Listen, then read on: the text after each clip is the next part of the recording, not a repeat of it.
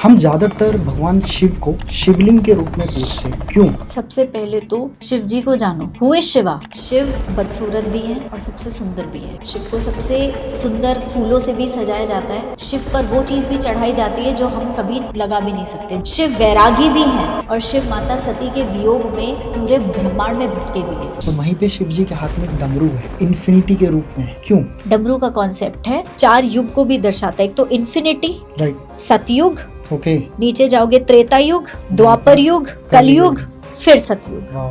पूरे ब्रह्मांड की सच्चाई शिव है, शिव ही सत्य है। सुना है that Shivling is a reproductive organ of lord Shiva. Panch Kailash में से जो सबसे इम्पोर्टेंट कैलाश है वो है मानसरोवर कैलाश, जिसमें कहते हैं कि माता पार्वती और महादेव आज भी रह रहे हैं और पिछले 21,000 सालों से तपस्या कर रहे हैं। और मानसरोवर लेक में आज भी कहते हैं कि उसकी डेप्थ में कुछ लोग, कुछ योगी तपस्या कर रहे हैं और सिर्फ पूर्णिमा की रात को बाहर आते हैं और कहते हैं कि मानसरोवर लेक पे माता पार्वती स्नान करने आती है। रिलीजन के ऊपर अगर बात करें तो उसके ऊपर कोई शक्ति है जो वहां तक लोगों को उसके ऊपर जाने से रोकती है। There is some energy. Kailash पर्वत को कोई क्लाइंब कर ही नहीं सकता है। वहां पे कहते हैं कुछ तो एनर्जी है जो उनको आगे बढ़ने से रोकती है, वो उनको आगे बढ़ने ही नहीं देती। जो सबसे मिस्टीरियस चीज है कैलाश पर्वत की वो ये है कि कैलाश पर्वत की वजह से हमारी पृथ्वी का बैलेंस है। कैलाश से जो नॉर्थ पोल का डिस्टेंस है वो 6,666 किलोमीटर्स और साउथ पोल का डिस्टेंस एग्जैक्टली डबल है। मुझे थोड़ा सा जानना है काल भैरव के बारे में। काल भैरव महादेव का सबसे डरावना और भयानक रूप माना जाता है। उनकी इजाजत के बिना आप काशी में प्रवेश नहीं कर सकते।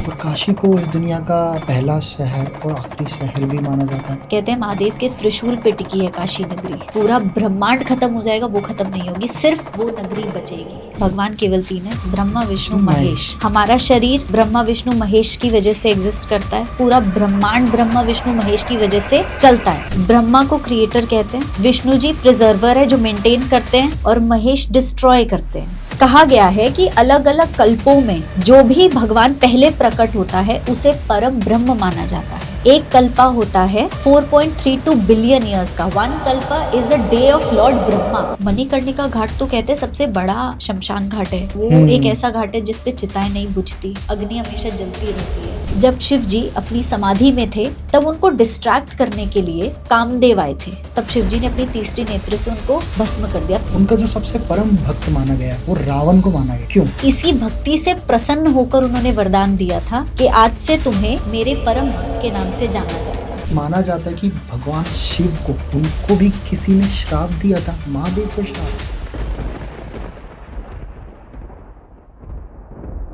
जय श्री राम।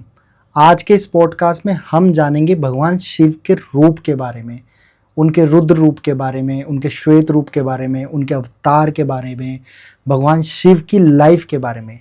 और सबसे इम्पोर्टेंट चीज़, जब हम भगवान शिव की बात करते हैं तो हमारे माइंड के अंदर एक सिंपल सी चीज़ आती है उनके औघड़ रूप के बारे में। क्यों उनका औघड़ रूप इतना इम्पोर्टेंट है?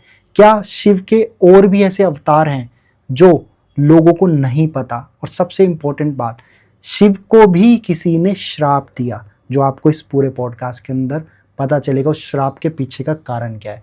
और आज के इस पॉडकास्ट में हमारे साथ है श्रद्धा, जो कि एक स्पिरिचुअल सारथी हैं और भगवान शिव उनके आराध्य हैं। तो बस आपसे इतना कहूँगा, इस पूरे पॉडकास्ट को एंड तक देखो और जानो भगवान शिव की लाइफ के बारे में और शेयर करो अपने फैमिलीज और फ्रेंड्स के साथ।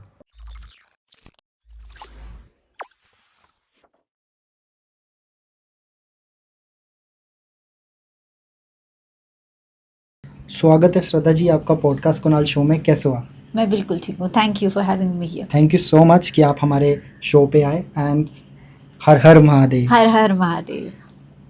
पता नहीं, हम भी अब ऑफ कैमरा भी जब हम बात कर रहे थे कि जब भी भगवान शिव की बात होती है एक अंदर से अलग सी खुशी महसूस होने लगती है। पता नहीं क्यों, उनके साथ जो कनेक्शन है हमारा, जिस तरीके से आपके तो आराध्य हैं। हाँ जी, ठीक है, मेरे आराध्य भगवान कृष्ण है, बट एक ही बात है, भगवान श्री कृष्ण और सब एक ही है।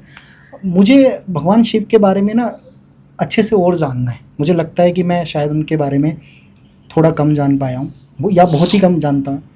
मुझे इस पॉडकास्ट में जानना है भगवान शिव के बारे में, और मैं चाहता हूँ इस पॉडकास्ट के थ्रू जो हमें देख रहे हैं और सुन रहे हैं वो भी भगवान शिव को अच्छे से जान पाएँ और ज़्यादा डिटेल्स में। तो मेरा पहला क्वेश्चन आपसे ये है कि भगवान शिव ही परम ब्रह्मा है? देखो, परम ब्रह्म की जब बात आती है तो पहली बात तो हमारी जो पूरी सृष्टि है 3 फोर्सेस से काम करती है। 3 भगवान है, सबको पता है। देवी देवता तो अनेक हैं लेकिन भगवान केवल 3 है, ब्रह्मा विष्णु महेश। हमारा शरीर ब्रह्मा विष्णु महेश की वजह से एग्जिस्ट करता है। पूरा ब्रह्मांड ब्रह्मा विष्णु महेश की वजह से चलता है।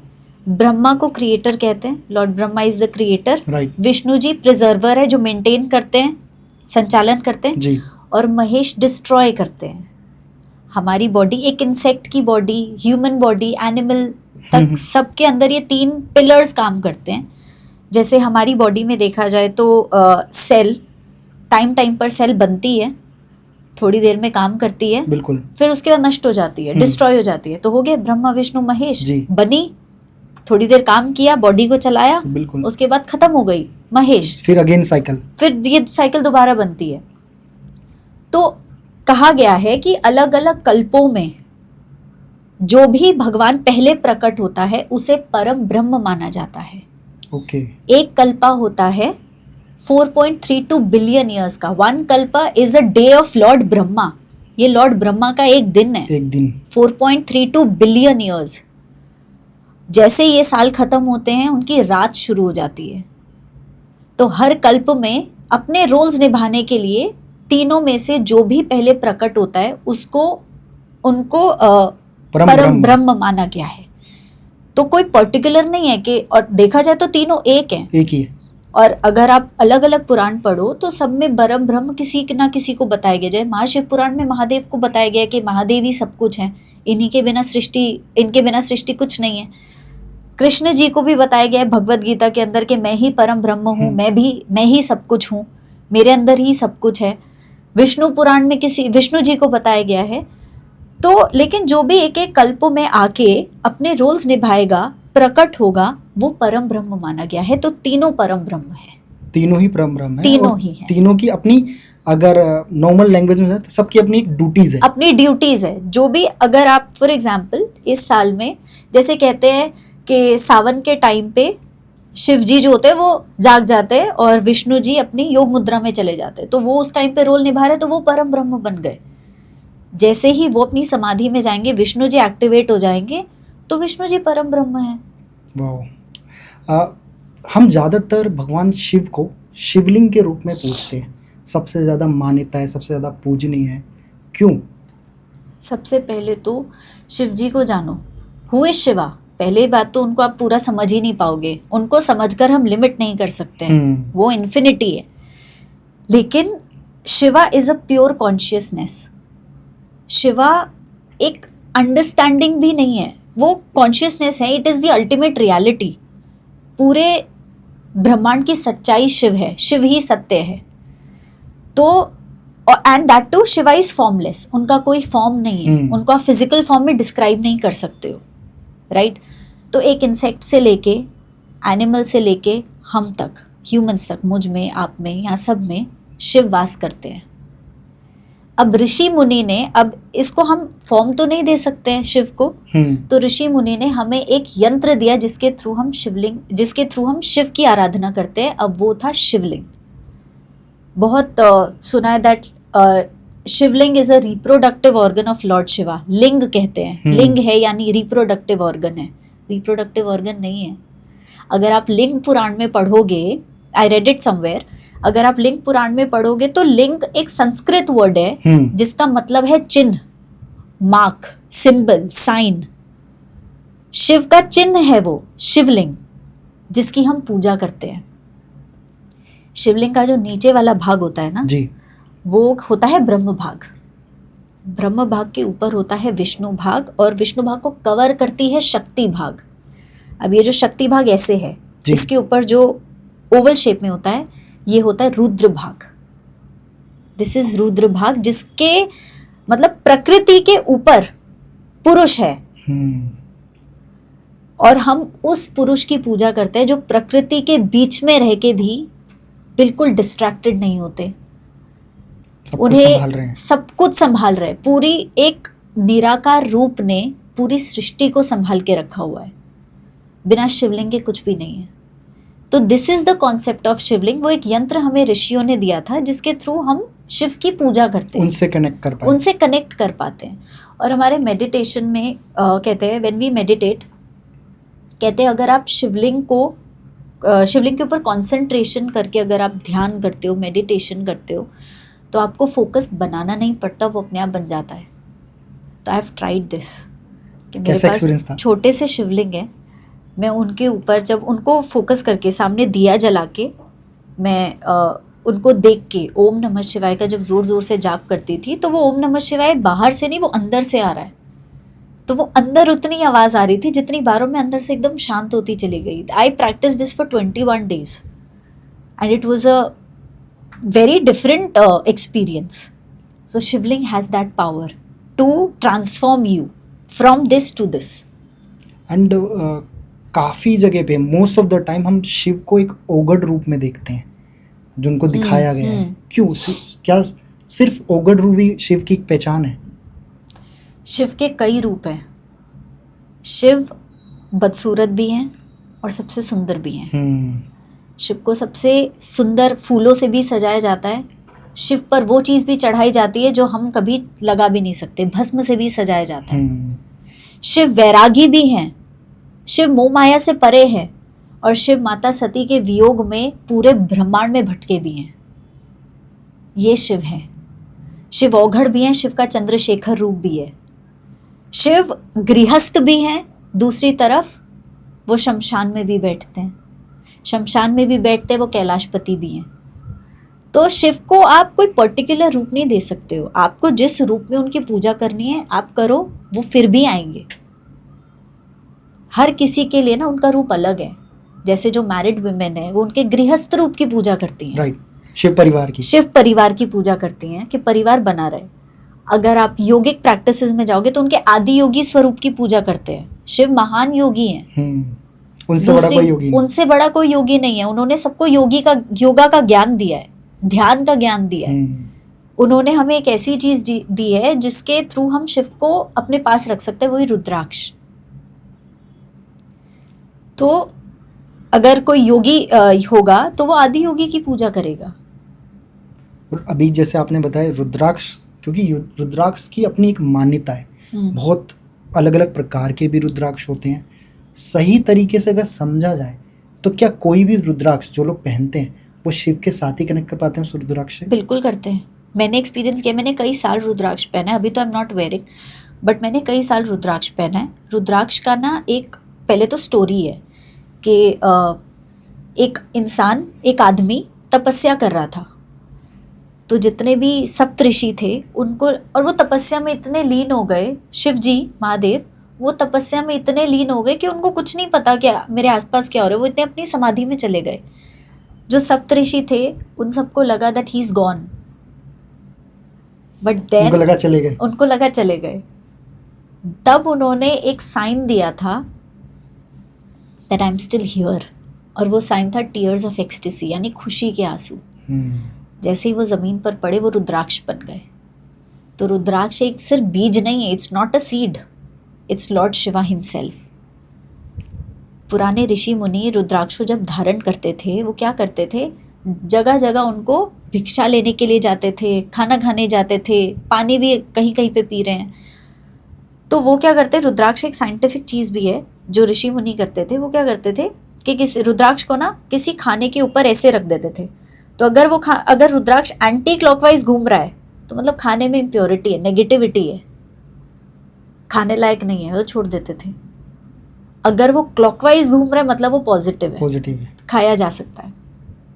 रुद्राक्ष को जब धारण करते हैं लोग माला के रूप में, ब्रेसलेट के रूप में, अकॉर्डिंग टू यू सही तरीका क्या है रुद्राक्ष पहनने का या रुद्राक्ष को रखने का? रुद्राक्ष को पहनने का सही हाथ में तो नहीं पहना जाता। रुद्राक्ष को आप गले में पहन सकते हो, और रुद्राक्ष को पहना जाता है because it acts as a cocoon around you. आप ये सोचो, खाने में नेगेटिविटी वो दिखा रहा है, आप तक नेगेटिविटी कैसे आने देगा? कोई नेगेटिव एनर्जी छू नहीं सकती। नेगेटिव एनर्जी, यू अंडरस्टैंड मैं किस सेंस में बोल रही हूँ। आपको कोई किसी का नेगेटिव थॉट भी आपके पास नहीं आ सकता। और अगर आप रुद्राक्ष पहन के ध्यान करने बैठते हो, ओम नमः शिवाय का जाप करते हो, आपका ध्यान बहुत इजीली लगता है। This is the power of rudraksha. Rudraksha एक मतलब आप ये लगा लो आप शिव को अपने पास रख रहे हो, वो आपके साथ खड़े हैं. तो ये भी एक तरीके का यंत्र ही हुआ, यंत्र एग्जैक्टली, जिसको हम अपने पास रख के उस कॉस्मिक लेवल पे भगवान शिव से कनेक्ट हो पाते हैं. हाँ जी. अभी आपने कैलाश की बात करी थी. ऐसे हमारे भारत में 5 कैलाश है जो बहुत पूजनीय है, बहुत मान्यता है उनकी. सबसे इम्पोर्टेंट कैलाश पर्वत कौन सा है? 5 कैलाश में से जो सबसे इम्पोर्टेंट कैलाश है वो है मानसरोवर कैलाश, जिसमें कहते हैं कि माता पार्वती और महादेव आज भी रह रहे हैं और पिछले 21,000 सालों से तपस्या कर रहे हैं उस मानसरोवर में. मानसरोवर कैलाश पर 5 कैलाश में से एक है Mansarovar Kailash. And it is said कि उसका इतना अभी कोइंसिडेंस तो नहीं हो सकता है, क्योंकि लोग उसको कहेंगे it is a coincidence, but हम तो रिलीजन के ऊपर अगर बात करें तो उसके ऊपर कोई शक्ति है जो वहां तक लोगों को उसके ऊपर जाने से रोकती है. There is some energy. अब शिवजी जिस जगह पर हैं, यहाँ पे शिवजी बैठे हैं, आप यहाँ पे हो, उस एरिया का ऑरा कैसा होगा? क्या आपको पता है शिव यहाँ पे बैठे हैं? अलग ही फॉर्म, शायद डिस्क्राइब करना बहुत मुश्किल है. हर किसी का एक्सपीरियंस अलग होगा. Right. लेकिन महादेव आज भी वहाँ पे बैठे हैं. एंड नासा ने जो इमेजेस कैप्चर करी, अगर आप गूगल पे जाओगे तो उन इमेजेस में शिवजी का पूरा स्वरूप दिखाया गया है कैलाश पर्वत पे. एंड कैलाश पर्वत is said to be the spiritual center of the universe. सबसे सेंटर पॉइंट माना गया है हमारे अर्थ का, और उसको एक्सिस मुंडी भी कहा गया है. और जो सबसे मिस्टीरियस चीज़ है कैलाश पर्वत की वो ये है कि कैलाश पर्वत की वजह से हमारी पृथ्वी का बैलेंस है. उसके कैलाश से जो नॉर्थ पोल का डिस्टेंस है वो है 6,666 किलोमीटर्स, और साउथ पोल का डिस्टेंस एग्जैक्टली डबल है उसी का डबल, यानी 13,332 किलोमीटर्स हो गया. कैलाश की वजह से अर्थ का बैलेंस बना हुआ है. अगर कैलाश नहीं होगा तो अर्थ का ग्रेविटेशनल पुल इतना ज्यादा है, या तो ज्यादा हो जाएगा कि वो पूरे सूरज के अंदर चली जाएगी, या घट जाएगा कि वो सोलर सिस्टम से बाहर चली जाएगी. तो अर्थ अगर अपनी जगह पे घूम रही है, जहां पे वो वहीं पे रिवॉल्व कर रही है, तो वो सिर्फ उस पर्वत की वजह से. तभी इसलिए मान्यता है कि वहां पर, जैसे आपने बताया कि खुद भगवान शिव और पार्वती जी वहाँ रह रहे हैं, तपस्या करते हैं भगवान शिव कैलाश पर्वत पे. ऐसा माना जाता है कि वो उनकी जगह है, वो उनका निवास स्थान है. वो वहाँ पे आज भी निवास करते हैं, और कहते हैं कि मानसरोवर लेक पे माता पार्वती स्नान करने आती हैं हर रोज. ऐसा माना गया है. अब इसमें कितनी सच्चाई है मैं नहीं जानती, लेकिन रिलीजियसली देखोगे तो लोग मानते हैं. और अगर साइंटिफिकली देखोगे तो अर्थ का बैलेंस बना रहा है कैलाश पर्वत. इसलिए स्पिरिचुअल सेंटर कहा गया है, इसलिए एक्सिस मुंडी उसको कहा गया है. एंड शायद इसी वजह से वो इतना ज़्यादा मिस्टीरियस है कि बहुत लोगों ने कोशिश करी है कैलाश पर्वत के बारे में जानने की. एंड हमेशा उनको कुछ ना कुछ नया मिलता है. शायद साइंटिस्ट ने भी ये बोला है कि कैलाश पर्वत एक ऐसी मिस्ट्री है जो लगता है कि कभी, जब तक ये दुनिया है तब तक ये सोल्व नहीं हो सकती. कुछ चीज़ें ना साइंस के पास भी उनका जवाब नहीं है. राइट. कैलाश पर्वत के पास अगर जाओगे तो वहाँ पे मानसरोवर लेक है, और उसके साथ में राक्षस ताल है. दो अलग अलग चीजें हैं. पानी का नेचर बिल्कुल अलग मिलेगा. जैसे मानसरोवर झील में आप स्नान कर सकते हो, आप पानी पी सकते हो, वहाँ पे प्लांटेशन पॉसिबल है. उसी के दूसरी तरफ राक्षस ताल में बिल्कुल खारा पानी है, वहाँ पे आप स्नान नहीं कर सकते. इतनी ऊंचाई पर और सेम क्लाइमेटिक कंडीशन है, लेकिन दोनों पानी का नेचर बिल्कुल अलग है. कैसे पॉसिबल है? उसकी स्टोरी क्या है एग्जैक्टली? राक्षस ताल की स्टोरी मैं नहीं जानती. ओके. लेकिन नेचर बिल्कुल अलग है. और मानसरोवर लेक में आज भी कहते हैं कि उसकी डेप्थ में कुछ योगी तपस्या कर रहे हैं, और वो सिर्फ पूर्णिमा की रात को बाहर आते हैं अपनी तपस्या से. और योगी कितने सालों से? कई सालों से. वहाँ पे समय इतनी तेजी से बीतता है कि आपके बाल जल्दी जल्दी बढ़ने लग जाएंगे, आपके नाखून, आपकी दाढ़ी. एक स्टोरी भी है जहाँ पर कुछ लोगों ने क्लाइंब करने की कोशिश करी थी कैलाश पर्वत को. हाँ. तब वो जब वापस आए थे तो 10 साल. हाँ, उनकी उम्र 10 साल बढ़ गई थी, और वो कुछ ही समय में उस ग्रुप की डेथ हो गई. It is a Siberian group. I was reading an article about it also. तो एक साइबेरियन ग्रुप था. और एक और पर्सन भी थे. मिलारेपा। मिलारेपा वो एक उनकी तिब्बतन story क्या थे। उनकी स्टोरी ये थी कि वो एक बहुत ही एक होता है ना, पहले बहुत नेगेटिव इंसान होता है, धीरे धीरे जब उनको थोड़ा सा भगवान अपनी तरफ खींचते हैं तो वो पॉजिटिव होने लग जाता है, स्पिरिचुअल पर्सन बन जाते हैं। बट उनका कोई प्रॉपर प्रूफ नहीं है कि उन्होंने क्लाइंब किया था, और कैलाश पर्वत को कोई क्लाइंब कर ही नहीं सकता है। वहाँ पे कहते हैं कुछ तो एनर्जी है जो उनको आगे बढ़ने से रोकती है, वो उनको आगे बढ़ने ही नहीं देती। अब वो महादेव का निवास स्थान है, कैसे आप इजाज़त के बिना चले जाओगे, और वहाँ पे नहीं कोई चढ़ पाया है। शायद वो जो शक्ति है, जो कंट्रोल है, वो चाहती नहीं है कि Exactly. उसकी मिस्टीरियस लोगों तक पहुंचे। हाँ, वहाँ पे अब आप साइंटिफिक रीजन से कह लो या आप स्पिरिचुअल रीजन से कह लो, हमारे धर्म के उससे कह लो कि वहाँ पे देयर इज सम एनर्जी, और बहुत पॉजिटिव एनर्जी है, ऐसा नहीं कोई नेगेटिव एनर्जी है। There is a positive energy के वहाँ जाके अगर आप जाओगे, पूरा दर्शन करोगे, पूरा कैलाश पर्वत देखोगे अपने पास में, तो आप एक अलग इंसान बन के बाहर आओगे, आप पहले वाले इंसान नहीं रहोगे। ऐसे ऐसे एक्सपीरियंसेस मैंने लोगों के सुने हैं। दे सेड कि वी वर नथिंग, हम कुछ भी नहीं थे, लेकिन वहाँ से आने के बाद हम कंप्लीट, हमारे अंदर एक ट्रांसफॉर्मेशन आया, हमारा माइंड अलग तरीके से काम कर रहा है, तेजी से काम कर रहा है, ब्रेन स्टॉर्मिंग बढ़ी है, लोगों का करियर चेंज हुआ है, they are being more creative, अपनी क्रिएटिविटी उनके अंदर ज़्यादा आई है। किस डायरेक्शन में थे और कहाँ आ गए हैं, कभी सोचा नहीं था वो साधना करेंगे, मेडिटेट करेंगे, लेकिन उस जगह ने उनको इतना प्योर बना दिया, उस जगह ने उनको ऐसा बना दिया कि वो बिल्कुल अपने ऑपोजिट बन चुके हैं। एंड कितनी जगह आया जब लोग कैलाश पर्वत को देखते हैं, कितनी वीडियोस हैं मैंने पर्सनली देखी, लोग इतना इमोशनल हो जाते हैं जैसे, और बिलीविंग सिस्टम है सबका कि वो साक्षात खुद शिव का रूप है कैलाश जो पर्वत है। हाँ। क्योंकि हम उनको पूछते भी वैसे, हम इस तरीके से नहीं पूछते कि वहाँ शिव रहते हैं, हम तो इसलिए पूछते हैं कि वो है ही शिव, कैलाश पर्वत। शिव जैसे मेरे तो आराध्य हैं जी, अगर जिसके भी आपके आराध्य श्री कृष्ण है, अगर आप कृष्ण की भूमि में जाओगे तो ऑटोमेटिकली आपके आंसू आएंगे, क्योंकि आपको लगेगा आप कृष्ण के पास आ गए हो, और कृष्ण ने आपको एक कवर कर लिया है, लाइक इट्स कि आपको बिल्कुल हक कर लिया है कि इट्स ओके, सब कुछ ठीक है लाइफ में, मैं हूँ तो सब कुछ सही है। तो जब आपको ऐसा वाला आता है ना, ये फीलिंग आती है, आपके अपने आप आंसू आते हैं। मैं आज कोई भी शिव के मंदिर चली जाऊँ, मैं बिना रोए बाहर नहीं आई हूँ कभी। वो कनेक्शन हो लेवल का बिल्ड हो गया। जब से भगवान शिव आपके आराध्य हुए हैं, क्या चेंजेस आए आपकी लाइफ में? मेरे अंदर चेंजेस सबसे बड़ा है कि मेरे अंदर मोह खत्म हो गया है। शिव क्या करते हैं, हमारी ये जो दो आँखें हैं ना, इनसे जो हम दुनिया देख रहे हैं, इन पे ना एक मोह की परत है, एक लेयर है, ये सब माया है, मोह माया में हम फंसते जा रहे हैं। लेकिन शिव आपको सिखाते हैं कि आपको इस संसार में बसना है, फंसना नहीं है। क्योंकि एक टाइम आएगा जब आपको सब कुछ छोड़ के अपने घर वापस आना है, उन्हीं के पास आना है, आपको शिव के साथ एक हो जाना है, और उनके साथ एक होने के लिए आपको मोह माया से हटना ही पड़ेगा, वरना तो हम कर्म में इतने ज़्यादा फंसते जा रहे हैं कि हमको मोक्ष मिलेगा ही नहीं।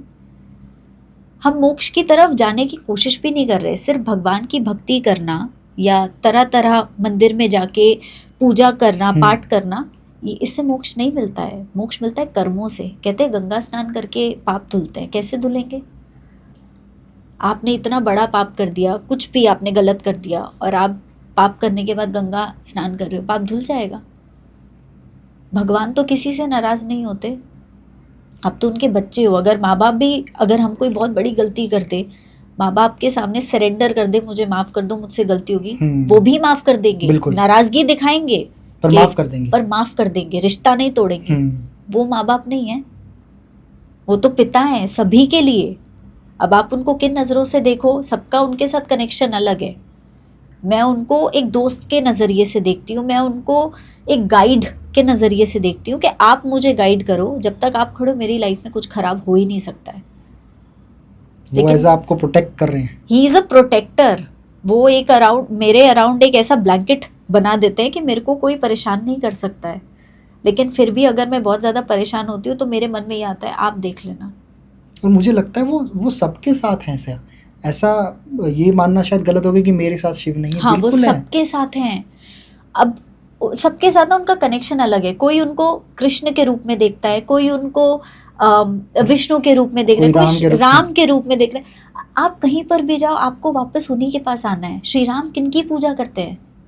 महादेव की, महादेव की, महादेव राम की, महादेव राम की। विष्णु जी किनके किनके ध्यान में रहते हैं? शिव के, और शिव जी किनके ध्यान में रहते विष्णु हैं? जी के। तो जब ये लोग इतने हायर पावर हैं, इनमें एक दूसरे के प्रति कोई ऐसा घमंड नहीं है कि तुम मेरी पूजा करते हो, वाह मैं क्यों तुम्हारी पूजा करूं, तुम तो छोटे हो मैं तो बड़ा हूं। महादेव से बड़ा कौन है? कोई नहीं। लेकिन महादेव फिर भी सबकी पूजा कर रहे हैं, सब पे ध्यान कर रहे हैं। विष्णु जी से बड़े महादेव हैं या महादेव से बड़े विष्णु जी हैं, ये बता ही नहीं सकता है कोई, क्योंकि दोनों एक दूसरे के गुरु हैं। बिल्कुल। फिर भी ईगो नहीं और है, दोनों ही एक दूसरे के आराध्य भी हैं। आराध्य हैं। उनकी नगरी कहा जाता है काशी को। मुझे उससे काशी। रिलेटेड जानना है, क्यों जाना चाहिए हमें काशी? क्या है ऐसा काशी में? काशी महादेव की सबसे प्रिय नगरी मानी जाती है। एंड मैं काशी जब गई थी, मैंने नोटिस किया it has a very different aura. आप काशी को पूरी तरीके से समझ ही नहीं सकते। कहते हैं महादेव के त्रिशूल पे टिकी है काशी नगरी। वाह। पूरा ब्रह्मांड खत्म हो जाएगा, वो खत्म नहीं होगी, सिर्फ वो नगरी बचेगी। क्योंकि कहते हैं वहाँ पे शिव वास करते हैं और काल भैरव के रूप में वास करते हैं। काल भैरव की स्टोरी, काल भैरव की एग्जिस्टेंस कैसे हुई कि महादेव, लॉर्ड ब्रह्मा और लॉर्ड विष्णु के बीच में विवाद हो गया था। मैं बड़ा हूँ, ब्रह्मदेव कह रहे मैं बड़ा हूँ, विष्णु जी कह रहे नहीं मैं बड़ा हूँ, तुम्हारी उत्पत्ति मुझसे हुई है तो मैं बड़ा हुआ। फिर उसके बाद उन दोनों के बीच में ना एक स्तंभ आके खड़ा हो जाता है। स्तंभ इज पिलर ऑफ लाइट, वही शिवलिंग की फॉर्म में वो आके खड़ा हो जाता है। अब उसमें से आवाज़ आई, कहते हैं कि जो भी स्तंभ के एंड और बिगिनिंग को ढूंढ लेगा वो बड़ा सर्वश्रेष्ठ। माना, वो सर्वश्रेष्ठ माना जाएगा। अब विष्णु जी जाते नीचे की तरफ, ब्रह्मदेव गए ऊपर की तरफ। विष्णु जी ने आके एडमिट कर लिया कि मुझे इसका एंड नहीं मिला। ब्रह्मदेव ने झूठ बोला कि मुझे तो बिगिनिंग मिल गई है, और साथ ही साथ केतकी फूल को भी बोला कि तुम ऐसा बोलना क्योंकि जन्म तो मैं ही दूंगा, तुम जो जन्म कहोगी तुम्हें वो मिलेगा। तुमको महादेव से झूठ कहना है कि हमको इसकी बिगिनिंग मिल गई है। इसलिए महादेव पे केतकी फूल नहीं चढ़ाया जाता, क्योंकि महादेव को झूठ पसंद नहीं है। और केतकी फूल ने उनको झूठ बोला कि पार्वती बहुत प्यार से तुम्हें मुझ पे चढ़ाती थी, लेकिन आज के बाद तुम्हारी इस झूठ की वजह से तुम्हें मुझ पे नहीं चढ़ाया जाएगा। ब्रह्मदेव फिर भी अड़े रहे कि नहीं मेरे को मिल गया, and he was in so ego. मैंने बताया ना, ईगो आई तो you are finished, no deity will leave you. अगर आप में अहंकार आ गया, आपको कोई भगवान नहीं बचा सकता। उनके अंदर जब ईगो आई तो उन्होंने अपनी जटा को तोड़कर जमीन पे गिराया, एंड काल भैरव केम इनटू एग्जिस्टेंस। और काल भैरव ने अपनी सबसे छोटी उंगली के नाखून से ब्रह्मदेव का गला काट दिया था। वो ईगो वाला, वो ईगो वाला जिसने झूठ बोला, वो वाला गला काट दिया। अब वो अपने ब्रह्मदेव के स्कल को लेके पूरे ब्रह्मांड में घूमते गए। क्यों? क्योंकि वो ब्रह्म हत्या थी। इट वॉज अ ब्रह्म हत्या, जो कि सबसे बड़ा पाप माना जाता है। इट इज़ अ ग्रेटेस्ट सिन। तो पूरे ब्रह्मांड में लेके भटकते रहे। जब उनको कोई रास्ता ही नहीं मिला तब वो विष्णु जी के पास गए कि मैं क्या करूं, कहाँ जाऊं अपना पश्चाताप करने के लिए। विष्णु जी ने उनको काशी आने के लिए कहा कि तुम काशी जाओ। जैसे ही वो काशी में आए, ब्रह्मदेव का सर जो लेके वो घूम रहे थे उनके हाथ से छूट के नीचे गिर गया। जिस जगह पे गिरा है उस जगह को कपाल मोचन के नाम से जाना जाता है। जहाँ पे ब्रह्मा जी का वो कपाल गिरा था, तो उस जगह को कहते हैं कपाल मोचन। और वहाँ जगह पे काल भैरव का मंदिर है, तभी से काल भैरव उस नगरी में रहते हैं। And he said to be the protector of Kashi. उनकी इजाज़त के बिना आप काशी में प्रवेश नहीं कर सकते। ना आप काशी में प्रवेश कर सकते हो, ना आप काशी को छोड़ सकते हो। तो काशी में दर्शन करने का जो सही तरीका बताया गया है वो ये है that once you are coming to Kashi, आप सबसे पहले काल भैरव के मंदिर जाओगे, उनसे परमिशन लोगे कि क्या हम काशी में दर्शन कर सकते हैं। परमिशन लेने के बाद ही आप आगे दर्शन करोगे। And when you are leaving from Kashi, तभी भी आप काल भैरव के मंदिर जाओगे एंड देन लीव, कि मैं वापस जा सकता कि हूँ। मैं आप परमिशन लोगे उनसे। मैं जब काशी में गई थी तो जो ऑटो ड्राइवर थे उन्होंने मुझे एक ऐसा सिनेरियो बताया जिसको सुन के मुझे लगा नहीं, पहले काल भैरव के मंदिर जाना है। उन्होंने बताया वहाँ पे ना एक पॉलिटिशियन की, बहुत बड़े पॉलिटिशियन की स्पीच थी। लोगों ने उनको सजेस्ट किया कि पहले आप भैरव बाबा की इजाज़त लो, भैरव बाबा के पास जाओ। वो नहीं गए, उनकी स्पीच नहीं हुई। जब तक 3 दिन तक उन्होंने कोशिश करी स्पीच हो जाए, लेकिन बारिश आती गई, कभी टाइम मैच नहीं किया, कभी कोई प्रॉब्लम हो गई, वो स्पीच नहीं हुई। हार के वो काल भैरव के मंदिर गए और उनकी वहीं पे स्पीच हुई थी। फिर नेक्स्ट टाइम जब गए थे, सॉरी उसी टाइम पे नहीं, ही केम बैक। फिर जब नेक्स्ट टाइम पे वो गए थे तब उनकी स्पीच हुई थी, और उससे पहले वो काल भैरव के मंदिर उन्होंने परमिशन ली थी। काल भैरव माना जाता है जो काशी है, प्लस जो काशी में रहने वाले लोग हैं वो हर एक पर्सन को प्रोटेक्ट करते हैं, हर किसी को। शायद तभी वहाँ के लोग खुश है। हाँ, he is a protector. And Kashi के अंदर यमराज नहीं घुस सकते हैं क्योंकि काल भैरव वहाँ पे बैठते हैं। वहाँ माना जाता है कि जब कोई वहाँ पर अपनी बॉडी को छोड़ता है, अपनी देह त्यागता है, खुद काशी में जो जिसको जलाया जाता है हिंदू धर्म के हिसाब से, भगवान शिव उसे लेने आते हैं, ना कि हाँ, यमराज, हाँ, मोक्ष के लिए। हाँ, सच है ये सच है, क्योंकि वहाँ पे यमराज की एंट्री नहीं है, क्योंकि काल भैरव आपको मोक्ष देते हैं। और वो कैसे देंगे? मोक्ष का मतलब ये नहीं आपने कर्म गलत कर दिया और आप काशी में चले जाओ और आपको मोक्ष मिल जाएगा, नहीं। भैरव देते हैं आपको भैरवी यातना। यातना का मतलब होता है अल्टीमेट सफरिंग। यातना नाम से ही पता चल रहा है, जो यातना आपको नरक में यमराज देंगे वो यातना आपको कुछ सेकंड्स में मिल जाती है, वो भैरव देते हैं आपको। जब आपको जलाया जाता है, किसी भी शव को जब जलाया जाता है, तब आपको आपके पिछले सारे जन्म के जितने भी आपने अच्छे बुरे कर्म करे हैं कुछ सेकंड्स में आपको दिखाए जाते हैं, और कुछ उन कर्मों का जो दर्द है आप कुछ सेकंड्स में अपने शरीर में महसूस करते हो। आप चिल्ला नहीं सकते, कुछ नहीं कर सकते, हिल नहीं सकते, बस वो कुछ सेकंड्स में जो, और वो दर्द इतनी तीव्र गति से आता है कि कोई भी आत्मा उसको झेल नहीं पाती। वो होती है भैरवी यातना। काल भैरव आपको प्योर करके फिर मोक्ष देंगे।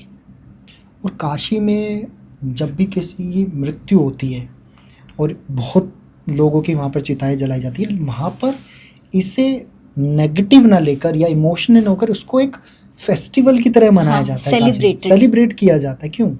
वो इसीलिए क्योंकि उनको पता है यहाँ पे हमारा जो भी गया है उसको मोक्ष मिलेगा, उसका दोबारा ये कर्म चक्र में वो नहीं फंसेगा। और कहते हैं कि काशी में अगर आपने कर दिया तो आपको उसके बाद कोई रिचुअल नहीं करना पड़ता है, जैसे पिंड दान नहीं करना पड़ता है, या क्योंकि भैरव बाबा लेने के लिए आ गए, महादेव लेने के लिए आ गए, तो आपको उनका कोई रिचुअल नहीं करना पड़ेगा, ही इज़ गॉन। तो वहाँ वो एक ऐसी जगह है वहाँ पे डेथ इज़ सेलिब्रेटेड, उसके लिए आपको कोई शोक नहीं मनाना होगा।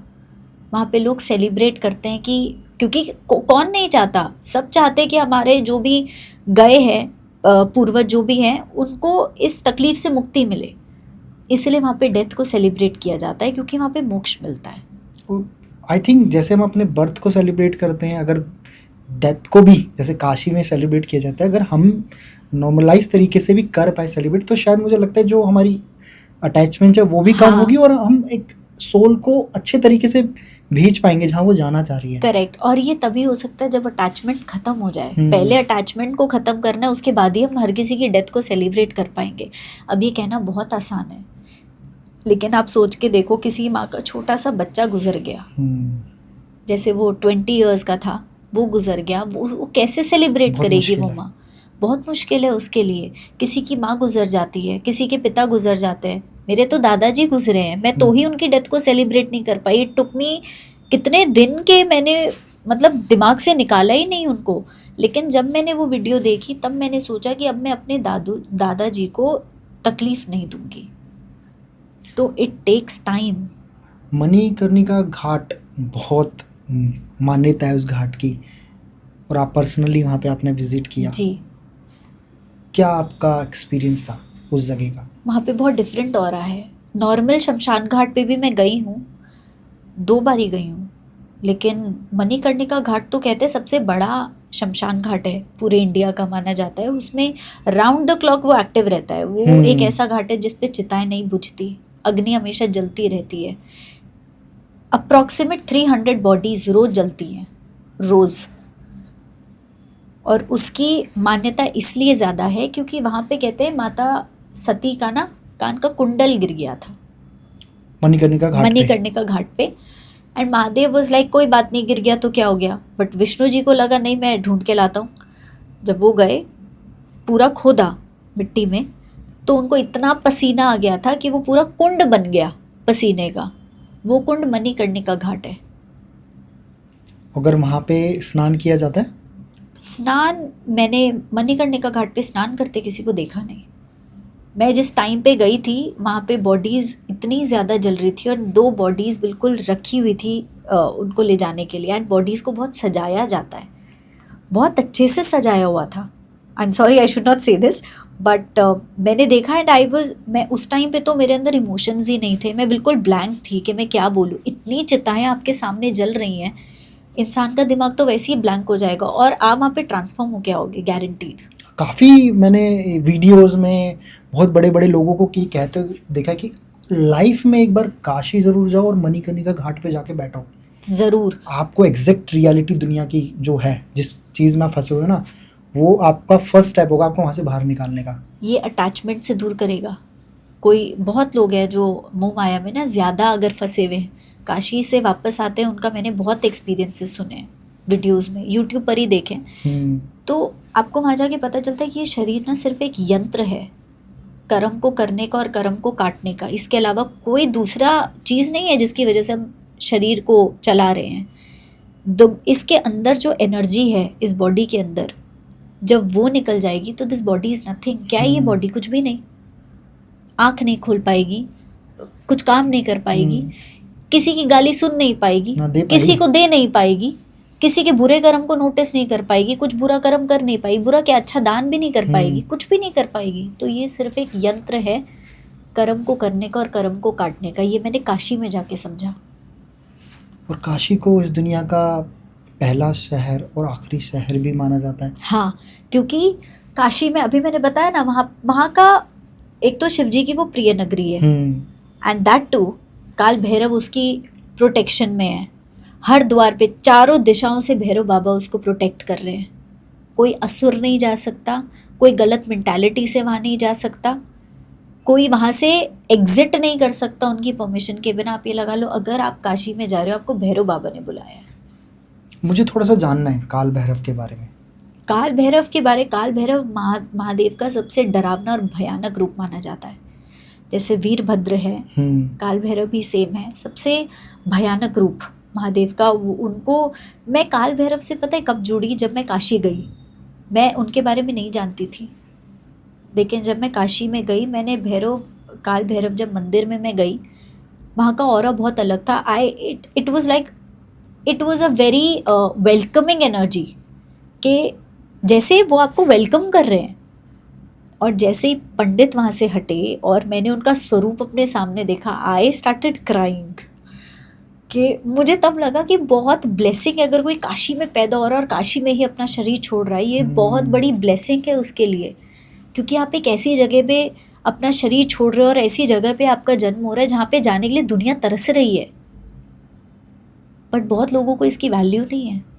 कहता है ना, जो हमको चाहिए, जो हमारे पास होता है, हमें उसकी वैल्यू नहीं होती। दूसरे के पास क्या है, हमको तो वो चाहिए। कभी कभार ऐसा लगता है, मन में आता है, आप तो खुद पर्सनल काशी गए, कभी हम जब मर्जी टाइम निकल जाएगा कि काशी में ले जाया जाए हमें, उस नगरी में, और वहाँ वो जो अंतिम संस्कार होता है वो किया जाए। एक होता है ना, एक सबके एक लास्ट एक एम्बिशियस होती है कि ये होना चाहिए। मुझे लगता है कि शायद उससे बेस्ट जगह नहीं है आपका अंतिम संस्कार करने के लिए, क्योंकि खुद ग्रंथों में वहाँ के लोकल लोगों की मान्यता सबकी कि जो भी यहाँ पे जाता है शुद्ध करने के बाद, खुद भगवान शिव उन्हें लेने आ रहे हैं अपनी ने। यहाँ जब जलते हैं लोग, कहीं भी जाते हैं, मोक्ष मिलता है, ऐसा जो ग्रंथों में बताया गया। तो यमराज के पास जाएंगे, अगर आपने बहुत अच्छे काम किए तो आप वैकुंठ धाम जाओगे विष्णु जी के। लेकिन अगर आपको शिव के साथ कनेक्ट होना है तो वो मोक्ष जो मिलता है ना, वो सिर्फ शिव ही देते, ना यमराज देंगे ना भगवान विष्णु देंगे। सिर्फ मोक्ष देने के लिए जो आपको अच्छे तरीके से, जो आप चाहते हो, आपकी लाइफ एंड होने के बाद जो आपको चाहिए, जो भगवान चाहते हैं, वो महादेव देते हैं। और मणिकर्णिका घाट पे मान्यता है कि जो भी वहाँ पर जिसका भी अंतिम संस्कार किया जाता है उसको मोक्ष मिलता है। बिल्कुल मिलता है, ये मान्यता है वहाँ की। और मैंने वहाँ के कुछ लोगों से जब बात की थी, तब मुझे उन लोगों ने बताया था कि वहाँ पे ना एक कॉन्ट्रैक्ट साइन होता है किसके साथ? वहाँ पे जैसे फॉर एग्जाम्पल किसी दूसरे शहर से कोई गया है, उनको लगा कि ये हमारे रिश्तेदार हैं या फैमिली मेम्बर हैं, जाने वाले हैं, इनको डॉक्टर्स ने बोल दिया है कि इनके पास कुछ ही समय का टाइम है और उनकी आखिरी इच्छा है मुझे काशी में अपना शरीर छोड़ना है। फैमिली उनको लेके भी गई, बिल्कुल, लेकिन वहाँ जाके उनको कुछ हुआ नहीं, तो वो 3 दिन या 7 दिन वेट करते हैं कि अगर इनको कुछ नहीं हुआ तो ये वापस जाएंगे काशी से, फिर इनको यहाँ रखा नहीं जाएगा। अच्छा, एक टाइम लिमिट है। एक टाइम लिमिट है कि ये भी एक परीक्षा है कि, और ऐसा भी हुआ है कि वो वापस गए और उनकी मृत्यु हो गई है। हर कोई नहीं जा सकता है काशी, भैरव बाबा चुनेंगे तभी आप वहाँ पे शरीर छोड़ पाओगे, वरना नहीं छोड़। तभी तो मैंने बोला ब्लेसिंग है कि अगर आप किसी का जन्म काशी में होता नहीं है तो आई थिंक कोई इम्पॉसिबल चीज नहीं है कि आपकी बॉडी को वहाँ नहीं जलाया। वहाँ पे जो चिता को जलाते हैं उनको वो डोम राजा होते हैं, जो लोग जलाते हैं, जो जलाते हैं उनको डोम राजा कहते हैं। और उनके वो ना किसी देवी को पूजते हैं, देवी माता के रूप को पूजते हैं, और ऐसा मान्यता है कि उनको ना वो देवी शक्ति दे रही है ये करने के लिए। उनकी अलग तंत्र साधना है, बिल्कुल अलग है। वो लोगों से ज़्यादा बात नहीं करते, कोई इंटरव्यू के सामने नहीं आते हैं, किसी के कैमरास के सामने नहीं आते हैं। उनका अपनी एक दुनिया है, वो उसी में रहते हैं।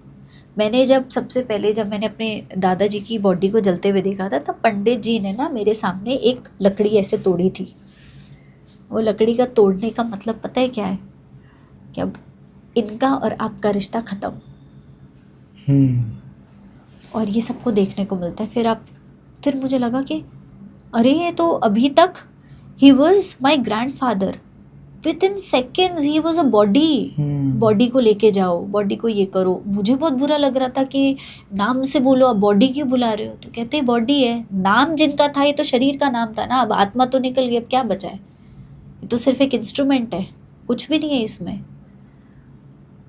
तो ये मैंने काशी में बहुत गहराई से देखा है। मणिकर्णिका घाट पे, राजा हरिश्चंद्र घाट पे भी चिताएं जल रही थी, लेकिन मणिकर्णिका घाट पे तो बहुत ज़्यादा।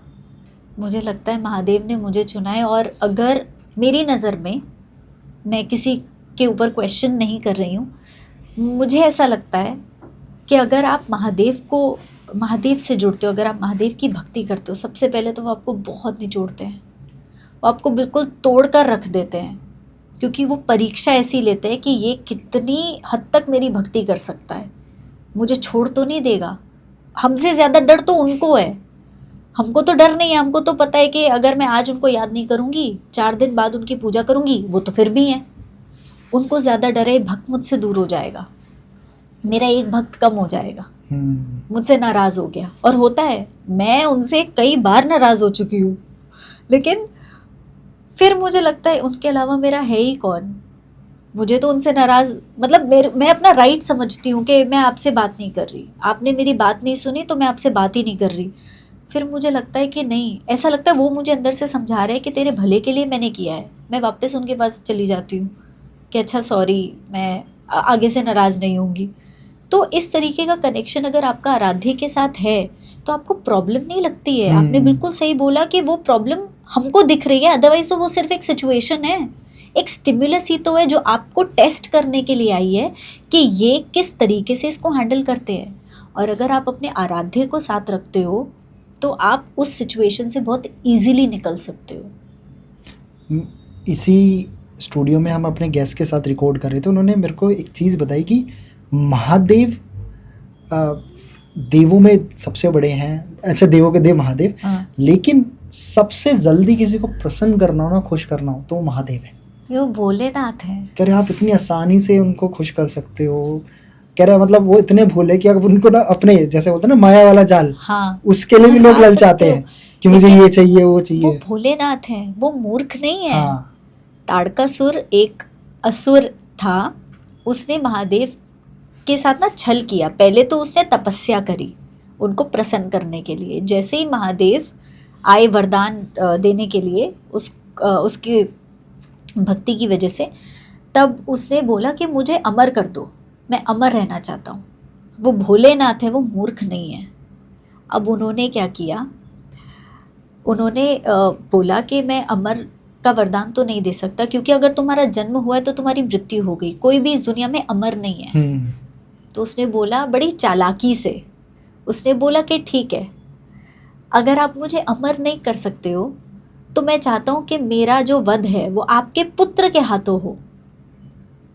अब उसको लगा ये तो वैरागी हैं, इनका विवाह तो होगा ही नहीं, तो इनका पुत्र कहाँ से होगा, तो एक तरीके से मैं तो अमर हो गया। बट विवाह तो होना था, क्योंकि प्रकृति को बैलेंस करने के लिए पुरुष और प्रकृति दोनों का मिलन जरूरी है, तभी सृष्टि चल सकती है। तो महादेव और माता पार्वती का मिलना जरूरी था। उसको लगा इनका तो कोई होगा ही नहीं, तो वैरागी हैं, तपस्वी हैं, सन्यासी हैं, ये कहाँ गृहस्थ बनेंगे।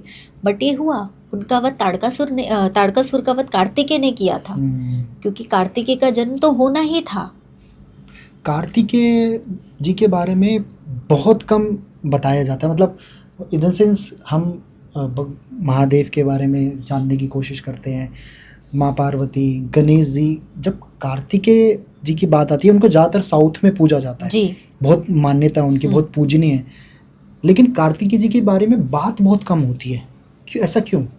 कार्तिकेय जी के बारे में यहाँ पे बात कम होती है, जैसे आपने बोला साउथ में उनको बहुत माना जाता है, उनकी नॉर्थ साइड या अदर साइड में, राइट, करेक्ट। वो इसलिए क्योंकि उन्होंने साउथ, उनको महादेव ने रिस्पॉन्सिबिलिटी दी थी साउथ को रूल करने के लिए, तो वहाँ के राजा हैं, वो रूल करते हैं साउथ को, इसलिए साउथ में उनकी पूजा ज़्यादा होती है। और वो पूजा इसलिए क्योंकि अगर आपने सुना है कि गणेश जी ने अपने माता पिता के चारों तरफ चक्कर काटा था, और कार्तिकेय तो अपने मोर पे ब्रह्मांड में चक्कर काटने के लिए निकल गए, तो पूजनीय गणेश जी को उनको ब्लेसिंग दी थी कि आज से हर पूजा में सबसे पहला नाम तुम्हारा लिया जाएगा, तभी वो पूजा सफल होगी। इसीलिए गणेश जी को ज़्यादा पूजा जाता है। उनका नाम, ऐसा नहीं कि कार्तिकेय को पूजते नहीं है, लेकिन वो उनको एक रूलर के नज़रिए से देखते हैं, किंग के नज़रिए से देखते हैं, भगवान के नज़रिए से नहीं। अब मतलब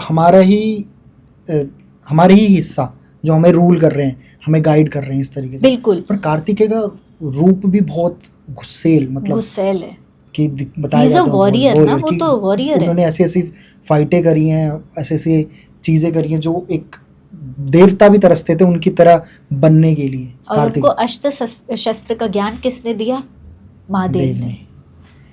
तो उनको हराना बहुत मुश्किल था। वो कार्तिकेय कहते हैं ना देवताओं के सेनापति, क्योंकि कोई भी असुर हो सबके साथ वो अकेले डील कर सकते थे। ताड़कासुर का भी उन्होंने ही वध किया था, जिसका वध करना बहुत मुश्किल था। उसने पूरे इंद्रलोक को छीनने की कोशिश करी थी, बट फिर कार्तिकेय का जन्म होना ज़रूरी था। माता पार्वती को तो श्राप मिला था कि वो अपनी कोख से किसी संतान को जन्म नहीं दे पाएंगी, और वो इसलिए क्योंकि जब शिव जी अपनी समाधि में थे तब उनको डिस्ट्रैक्ट करने के लिए कामदेव आए थे। कामदेव कौन है? The Lord of sex. वो आए उनको डिस्ट्रैक्ट करने के लिए, ताकि उनकी आंखें खुले। ताड़कासुर का वध तभी होगा जब इन दोनों का मिलन होगा। वो अपनी आंखें खोले, पार्वती माँ को देखे, अपना गृहस्थ जीवन को आगे चलाए। वो तो भलाई के लिए उन्होंने किया, लेकिन शिवजी की तो समाधि भंग करने की कोशिश करी। तब शिवजी ने अपनी तीसरी नेत्र से उनको भस्म कर दिया। अब तीसरा नेत्र मतलब विजडम आए। अब लस्ट कहाँ है? बॉडी के अंदर है, बाहर नहीं है। बिल्कुल। बाहर से कामदेव हमें डिस्ट्रैक्ट नहीं करेंगे, वो लस्ट अंदर है, तो उन्होंने अपने अंदर से उस लस्ट को भस्म कर दिया, बाहर निकाल के फेंक दिया। हाँ। अब कामदेव की जो वाइफ थी रति, उन्होंने फिर माता पार्वती को श्राप दिया कि तुम्हारी वजह से मेरा पति भस्म हुआ है, अब मैं तुमको श्राप देती हूँ, तुम अपनी कोख से किसी संतान को जन्म नहीं दे पाओगी। तो कार्तिकेय जी का जन्म हुआ था महादेव और माता पार्वती की ऊर्जा से। This is what story says, ये कथा कहती है। उनकी ऊर्जा से हुआ था, वो गर्मी से हुआ था, इसलिए वो बहुत गुस्से वाले माने जाते हैं। और उनका पालन पोषण कृतिकाओं ने किया था, तभी उनका नाम कार्तिकेय पड़ा है। सुनाओ मैम, मुझे थोड़ा जानना, क्योंकि अमरनाथ यात्रा भी स्टार्ट हो गई है और बहुत लोगों का सपना है अमरनाथ यात्रा करने का, उसमें से मैं भी एक हूँ। मैं भी हूँ कि अमरनाथ यात्रा जाने का मुझे मौका मिले। केदारनाथ मैं ज़रूर करके आया हूँ भोले बाबा की कृपा से, बट मुझे जानना है कि अमरनाथ में जो शिवलिंग का जो रूप है वो एक बर्फ़ के उसके अंदर बना हुआ है, बर्फ़ की प्रतिमा है जो शिवलिंग है। क्या है उसके पीछे का जो मिस्ट्री है, क्यों वो बर्फ़ के रूप में पूजे जाते हैं वहाँ पर? अमरनाथ की जो स्टोरी है, पहले तो अमर और नाथ, वहाँ पे ये वो स्थान है जहाँ पर महादेव ने माता पार्वती को अमर कथा का ज्ञान दिया था, अमर कथा सुनाई थी जी। और ये कथा माता पार्वती के साथ साथ एक कबूतर के जोड़े ने सुनी थी, वो भी अमर हो गए और कहते हैं आज भी वो कबूतर का जोड़ा वहाँ पे है, वो अमर है। अमर कथा की अलग मिस्ट्री, दूसरी मिस्ट्री है एक, जैसे कैलाश पर्वत की है कि कोई जान ही नहीं पाया है कैलाश पर्वत पर कोई क्यों नहीं चढ़ सकता है, वो स्पिरिचुअल एनर्जी की वजह से। वैसे ही एक अमर कथा की मिस्ट्री है कि शिवलिंग बर्फ के क्यों है। इट्स लाइक आसपास जब नॉर्मल टेम्परेचर होता है, जब टेम्परेचर बहुत ज़्यादा है, ठंडी जगह है, तो बर्फ़ के शिवलिंग होना नॉर्मल है। लेकिन जब बाहर का टेम्परेचर कम होता जाता है, गर्मी होती जाती है, तब बाहर की जितनी भी बर्फ़ है वो सब मेल्ट हो रही है। वो अमरनाथ के जो शिवलिंग है बर्फ़ के, वो मेल्ट नहीं होती है बर्फ़, बस उसके जो शिवलिंग का साइज़ है वो बढ़ता और कम होता रहता है, not as per the climate but as per the moon, चांद के हिसाब से। चांद के हिसाब से जैसे चंद्रमा का साइज़ बढ़ता जाएगा, एक दिन बिल्कुल फुल मून नाइट हो जाती है, पूर्णिमा, वैसे ही वैसे शिवलिंग का साइज़ बढ़ता जाएगा। तो पूर्णिमा वाले दिन पे वो शिवलिंग अपने पूरे आकार ले लेता है। सिमिलरली जैसे फिर पूर्णिमा के बाद चंद्रमा का साइज़ घटता जाएगा, वो अपना छोटे साइज़ में आता रहेगा और उसके बाद जब अमावस्या होती है वो अपने बिल्कुल छोटे आकार में होता है। मतलब वो सिर्फ आकार वाइज बड़ा और छोटा होता है, परमानेंटली मेल्ट नहीं होता है, शिवलिंग खत्म नहीं होता है, बस बाहर की बर्फ मेल्ट हो रही है, वो शिवलिंग की बर्फ एज इट इज है बट साइज बड़ा और कम होता जा रहा है एज पर द मून। वाह। एंड भगवान शिव की जब बात करते हैं हम लोग, तो सबसे इम्पोर्टेंट चैप्टर आता है समुद्र मंथन का, कि उन्होंने हाल विष पिया था। वही एक ऐसे थे जिन्होंने उस विष को अपने कंठ के अंदर रखा और उसमें और भी रत्न निकले थे। मुझे उस स्टोरी को थोड़ा जानना है। जब समुद्र मंथन हुआ था, समुद्र मंथन में ना कई रत्न निकले थे, कामधेनु निकली थी, तो भगवान विष्णु ने कछुए का अवतार लिया था और जो रस्सी थी, इट्स लाइक हम ऐसे करके करते हैं ना मक्खन निकालने के लिए, तो ये वो तरीका था कि उनको एक रस्सी चाहिए थी, एक तरफ राक्षस थे और एक तरफ देवता थे। अब वो रस्सी बने नाग वासुकी, जो शिव जी के कंठ में है, नाग वासुकी। अब वासुकी को एक तरफ से राक्षस खींच रहे हैं, एक तरफ से देवता खींच रहे हैं, ऐसे करके अलग अलग रत्न निकले। कई रत्न थे जिसमें कामधेनु गाय थी, लक्ष्मी माता निकली थी, विष भी निकला था, अमृत भी निकला था, ऐसे। और पता है सबसे ज़्यादा बड़ी कंडीशन क्या थी कि जो भी रत्न निकला है आपको पहले उसको ग्रहण करना है, उसके बाद ही दूसरा रत्न निकलेगा। मतलब ये नहीं आपकी पसंद नापसंद नहीं देखी जाएगी, पहले आप उसको ग्रहण करोगे उसके बाद दूसरा रत्न। ऐसे जब जब रत्न निकलते गए दोनों आपस में बांटते गए। अब बारी आई विष की। विष निकला, पहले उसको ग्रहण करना था, ना ही देवता लेने के लिए तैयार थे ना ही राक्षस। अब उसके बाद सब पहुँचे महादेव के पास। अब वो तो भोलेनाथ हैं, अपनी सृष्टि को बचाने के लिए वो त्याग तो करेंगे। सब जब महादेव के पास पहुँचे उन्होंने बोला आप कोई रास्ता निकालिए, इस विष को कौन ग्रहण करेगा। तो महादेव ने उस विष को ग्रहण किया और अपने कंठ में रख लिया। उनका कंठ नीला पड़ गया, जिसकी वजह से उनको नीलकंठ कहते हैं। मैं उस जगह पर भी गई हूँ जहाँ पर समुद्र मंथन हुआ था। अच्छा, हाँ, कहाँ पर? ऋषिकेश के ऊपर जाके है वो जगह। मैं मतलब वहाँ का जो मंदिर, वो शिवलिंग बहुत छोटा शिवलिंग है, पर वहाँ पे प्रॉपर एक इमेज बनी हुई है समुद्र मंथन की। पहाड़ बना हुआ है, एक तरफ राक्षस एक तरफ देवता, वहाँ पे वो समुद्र मंथन हुआ था। कौन सी जगह है वो? उसका नाम मैं बिल्कुल भूल गई हूँ। ओके। नीलकंठ मंदिर है, नीलकंठ महादेव ऋषिकेश के आगे जाके है। और उसके बाद जब रत्न निकले, जब महादेव ने कंठ में विष लिया, तब उनका शरीर बिल्कुल गर्म हो चुका था। जहर पिया है ना, अब पूरा शरीर का जो टेम्परेचर है बिल्कुल गर्म हो गया। अब उस शरीर को ठंडा करने के लिए उनको भांग पिलाई, भांग ठंडी होती है, उनको बेलपत्र दिए। इसीलिए शिवलिंग पर बेलपत्र, भांग, धतूरा ये चढ़ाया जाता है, क्योंकि ये ठंडा होता है और शिवलिंग गर्मी की वजह से फट सकता है। वो अभी हमारी जब ऑफ कैमरा बात हुई तो आपने बोला इलेक्ट्रोमैग्नेटिक फोर्स, उसकी वजह से शिवलिंग गर्म हो सकता है, जिसकी वजह से दूध, जल, दही, पंचामृत ये सब चढ़ाया जाता है उसको ठंडा रखने के लिए। तभी महादेव को ये सब पिलाया गया था, उनको ये सब दिया गया था ताकि उनका शरीर ठंडा रहे। तभी कहते हैं महादेव ने विष को ग्रहण किया, धारण नहीं किया है, अपने अंदर नहीं लिया है, सिर्फ ग्रहण किया है। और ये शक्ति सिर्फ उनके पास थी। सबसे बड़ा त्याग था, सबको अमृत दे दिया और खुद विष पी लिया। राहु और केतु ने अमृत पिया था, तभी भी असुर माने जाते हैं। राहु और केतु देवता में नहीं आते, अमृत पी के भी वो असुर रह गए। यहाँ पे महादेव विष पी के भी देवों के देव कहलाते हैं, तभी वो देवों के देव महादेव, तभी वो देवों के देव महादेव हैं। और हमारे महादेव इतने भोले हैं कि वो सबको वरदान देते हैं, जो भी उनसे जो मांगता है। लेकिन उनका जो सबसे परम भक्त माना गया है वो रावण को माना गया है। क्यों? रावण को परम भक्त का वरदान दिया गया था, महादेव ने दिया? महादेव ने दिया था, क्योंकि रावण ने जब उनकी तपस्या की, उनकी भक्ति की थी, कुछ वरदान पाने के लिए की थी, कुछ सिद्धि मिली थी उन्हें, कुछ वो बाद में मिली। ओके, सिद्धि बाद में मिली, उसने कुछ वरदान पाने के लिए की थी तपस्या। लेकिन जैसे, और उसने तपस्या क्या की थी, अपने 10 सर काटकर शिवलिंग पर चढ़ाए थे, ये उसकी तपस्या थी।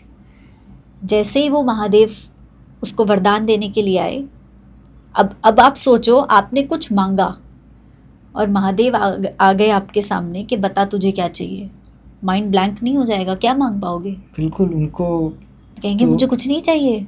आपके दर्शनों के बाद वही रावण ने किया था कि मुझे आपसे कुछ नहीं चाहिए, मैंने आपको पा लिया, आपके दर्शन कर लिए, मेरे लिए सबसे बड़ा वरदान वो है। इसी भक्ति से प्रसन्न होकर उन्होंने वरदान दिया था कि आज से तुम्हें मेरे परम भक्त के नाम से जाना जाएगा। तब तक वो दशानन था, वो रावण बाद में बना। रावण नाम भी उसको महादेव ने दिया था, और वो रावण नाम दिया था जब उसने शिव तांडव गाया था, का जो रचना की थी, तब उसको कहा था कि आज से तुम्हें रावण के नाम से जाना जाएगा। और उसको सिद्धि कौन सी मिली थी? महादेव से। अस्त्र शस्त्र का ज्ञान दिया था महादेव ने उसको, सारा ज्ञान। जैसे कार्तिकेय को दिया था, जब वो महादेव के पास पहुंचा कि मुझे आप जैसे आपने अपने पुत्र कार्तिकेय को ज्ञान दिया, वैसे ही आप मुझे ये ज्ञान दो, तब उन्होंने ये ज्ञान दिया था। वो परम भक्त की बात नहीं टाल सकते थे।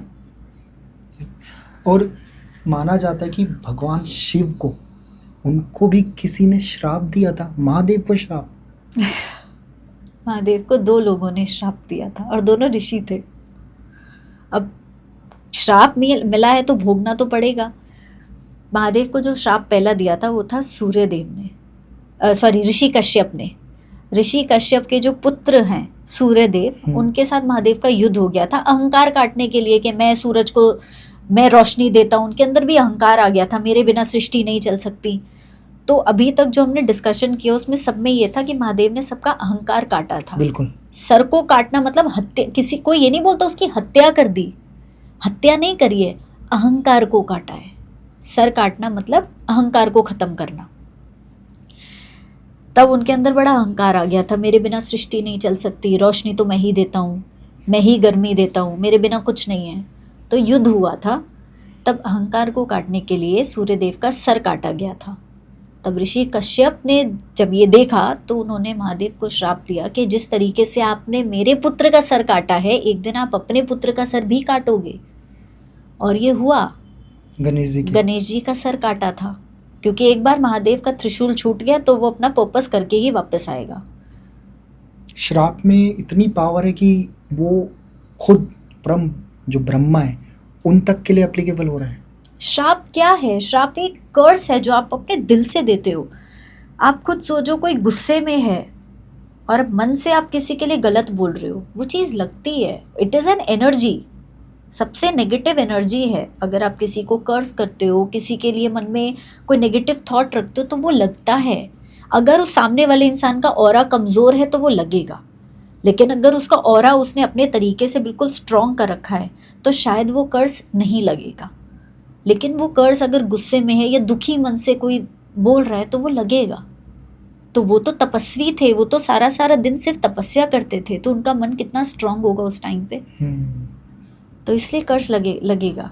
महादेव भी चाहते तो उस श्राप का काट कर सकते थे, लेकिन फिर भी क्योंकि वो शायद ये सृष्टि के लिए ज़रूरी है बैलेंस रखना कि जो आपने किया वो भोगना तो पड़ेगा। दूसरा जो श्राप महादेव को दिया था वो था ऋषि दुर्वासा ने। अब ऋषि दुर्वासा बहुत गुस्से वाले थे, वो हर किसी को ऐसे छोटी सी बात ही गुस्से में श्राप दे दिया। वो थे सप्त ऋषि में से एक ऋषि अत्रि के पुत्र, ऋषि दुर्वासा चंद्रमा के भाई। अब ऋषि दुर्वासा ने जब शिव जी की बारात जा रही थी तो कैलाश पे सब जश्न मना रहे थे कि माता पार्वती को लेने जा रहे हैं। अब गणप्रेत थे सारे, तो उनमें कहाँ से डिसिप्लिन आएगा। और शिव जी ने किसी को बांध के नहीं रखा हुआ कि ऐसे ही करना है, वो बिल्कुल फ्री छोड़ देते थे कि तुमको जैसे रहना है तुम रहो। लेकिन अब वो बिल्कुल इनडिसिप्लिन्ड लोग भस्म लगा रहे हैं, भांग पी रहे हैं, नशे में नाच रहे हैं। तो ये भी एक स्टोरी है।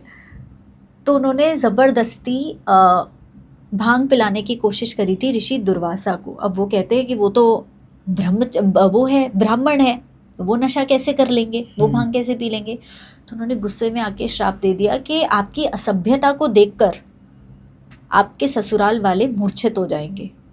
और ये हुआ, जैसे ही बारात दरवाजे पर गई, शिवजी के रूप को देखकर पार्वती माता की जो माँ है मैनावती, वो ही मूर्छित हो गई थी, बेहोश हो गई ना देखी। अब ये नाम मुझे कंफर्म नहीं है मैनावती है या हिमावती है, बट उनकी माँ मूर्छित हो गई थी शिवजी के उस रूप को देखकर। तो ये श्राप भी लगा कि तो जो आप कर रहे हो वो भोगना पड़ेगा खुद। मतलब भगवान भी उस कर्मा से नहीं हट पा रहे।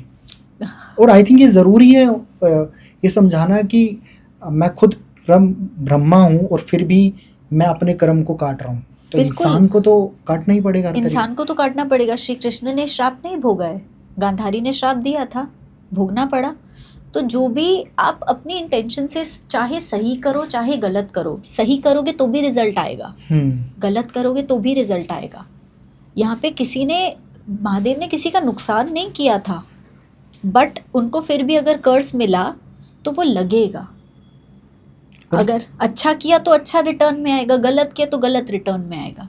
अभी जब आप बता रहे थे कि महादेव अपनी बारात में जा रहे थे तो नंदी की सवारी करी। नंदी बहुत प्रिय है महादेव के। हाँ, क्यों वो इतना प्यार करते हैं नंदी को? नंदी की भक्ति, सबसे पहले तो नंदी के जो पिता थे उन्होंने महादेव की बहुत तपस्या की थी, क्योंकि वो अपना वंश बढ़ाना चाहते थे, वो ब्रह्मचारी थे। तो उनको पुत्र प्राप्ति के लिए उन्होंने महादेव की कड़ी तपस्या की थी। महादेव ने वरदान में उनको पुत्र दिया, जिसका आगे जाके नाम पड़ा नंदी। अपने पिता को देखकर तो नंदी जी ने भी फिर महादेव की तपस्या शुरू कर दी, और महादेव फिर आए नंदी को वरदान देने के लिए, बताओ तुमको क्या वरदान चाहिए। तब नंदी ने बोला, मैं ज़िंदगी भर के लिए आपके साथ रहना चाहता हूँ, बस। तो उन्होंने उनको अपने वाहन के रूप में रख लिया था। और अगर आप नंदी की भक्ति को देखोगे तो अनकंडीशनल लव महादेव को देते हैं। महादेव समाधि में, उनको पता है वो इतनी जल्दी अपनी गुफा से बाहर नहीं आएंगे, फिर भी बैठे रहते हैं उसकी तरफ मुख करके। आज भी किसी भी शिव मंदिर में चले जाते उनके हैं, बिना नंदी के बिना तो शिव जी की पूजा हो ही नहीं सकती है। पहले आपको नंदी की पूजा करनी पड़ेगी, तभी आप शिवलिंग तक जा सकते हो। उनकी तरफ मुख करके बस बैठे रहते हैं उनके इंतज़ार में। हमें इतना इंतज़ार करना पड़ जाए तो हम भगवान बदल देते हैं। उन्होंने अपने आराध्य नहीं बदले। उनको पता है महादेव अगर समाधि में है तो शायद युग लग सकते हैं बाहर आने में। उनको पता भी नहीं है वो बाहर बैठे हैं, बस बैठे रहते हैं उनके इंतज़ार में। इसलिए वो भक्ति को देखकर महादेव के वो सबसे प्रिय है। और हम जब महादेव की जब पूजा करते हैं तो हम नंदी के कान में बोलते, कहा जाता है कि जब आप नंदी को अपनी बात बताते हो तो वो महादेव तक पहुंचती है। ये भी एक स्टोरी है, इसके पीछे भी एक कथा है कि माता पार्वती जब ढूंढने के लिए कैलाश पे महादेव को आई थी कि मेरा विवाह किनसे होना है, उनको नहीं पता था ये महादेव है, मेरा विवाह इनसे होना है। तो महादेव ने किसी बात से प्रसन्न होकर नंदी जी को वरदान दिया था कि जो भी तुम्हारे कान में अपनी इच्छा बोलेगा वो मुझ तक ज़रूर पहुँचेगी। तो पार्वती माँ ने पहले उनके कान में, तब नंदी जी ने बोला कि आप मेरे कान में बोलो, वो महादेव तक पहुँचेगी। अभी तो वो समाधि में है, वो नहीं सुन पाएंगे। और वो सुनते सब कुछ हैं, उन्हें सब पता है सृष्टि में क्या चल रहा है, उनका भक्त उनको किस वक्त याद कर रहा है, बट वो समाधि में बैठे हैं। समय लगाएंगे लेकिन आएंगे ज़रूर। शिव को बहुत रूप में पूजा जाता है। किन किन रूप में ज़्यादातर शिव को पूजा जाता है? शिव को रुद्र रूप में लोग पूजते हैं, शिव को सन्यासी के रूप में लोग पूजते हैं, शिव को आदि योगी के रूप में पूजते हैं, शिव को सबसे भयंकर रूप में पूजते हैं, भैरव, वीरभद्र। वीरभद्र की स्टोरी क्या है, वीरभद्र का एग्जिस्टेंस कैसे हुआ? माता सती ने, सबको पता है, अपने शरीर त्यागे थे, अपना शरीर त्याग दिया था, कूद गई थी बिल्कुल आग में, सती हो गई थी। वो भी इसलिए कि वो अपने पति की बेइज्जती को नहीं सुन पाई अपने पिता दक्ष के मुख से। तब जब उन्होंने अपना शरीर ही त्याग दिया, तब शिवजी इतने फ्यूरियस फॉर्म में आ गए थे कि उन्होंने वीरभद्र को जन्म दिया। और वीरभद्र जब एग्जिस्टेंस में है, शिवजी ने वीरभद्र को बोला कि जाके दक्ष का गला काट दो। अब वो गला काटना अगेन द सेम, अहंकार को काटना, क्योंकि वो कहते थे मैं बड़ा हूँ, मैं महान हूँ, मैं ब्रह्मपुत्र हूँ, तो उनके अंदर भी अहंकार था। तो जब वो अहंकार को काटा, फिर उन्होंने क्षमा मांगी। उनसे पहले ओम नमः शिवाय, ओम नमः शिवाय क्षमा मांगने लगे, लेकिन वो पर्पस से भेजा तो गला तो काटना ही था। उसके बाद महादेव आए, सती माता के शरीर को उठा के जाने लगे, तब उससे पहले एक बकरे का सर लगा दिया दक्ष के सर पे, कि गला तो काट दिया, अहंकार तो काट दिया, बकरे का सर के पीछे भी कॉन्सेप्ट है, क्योंकि वो मैं करते थे। मैं हूँ, मैं ब्रह्मपुत्र, मेरी पूजा करो, महादेव कुछ नहीं है। अब जिसको जो आपके पिता हैं, वो जिसकी पूजा कर रहे हैं, आप उनके लिए कह रहे हो महादेव कुछ नहीं है, विष्णु सब कुछ है। विष्णु है, लेकिन विष्णु किनकी पूजा करते हैं? महादेव की। तो महादेव कुछ नहीं है, ये नहीं है, महादेव भी हैं। अगर बाकी भगवान है तो महादेव सबसे पहले हैं, वो तो देवों के देव हैं, तो उनके बिना कोई यज्ञ नहीं हो सकता था। तो वो यज्ञ में सती माता इसीलिए गई थी कि उनको, अपने पिता को वो समझा सके, लेकिन उन्होंने नहीं सुना और उन्हीं की बेइज्जती करने लग गए, महादेव की। इतनी इंसल्ट सुनने के बाद सती माता को लगा कि अपने पति की इतनी बेइज्जती सुन के मैं यहाँ से वापस नहीं जा सकती हूँ, तो मुझे शरीर को त्यागना पड़ेगा, क्योंकि इस शरीर में इम्प्योरिटी है।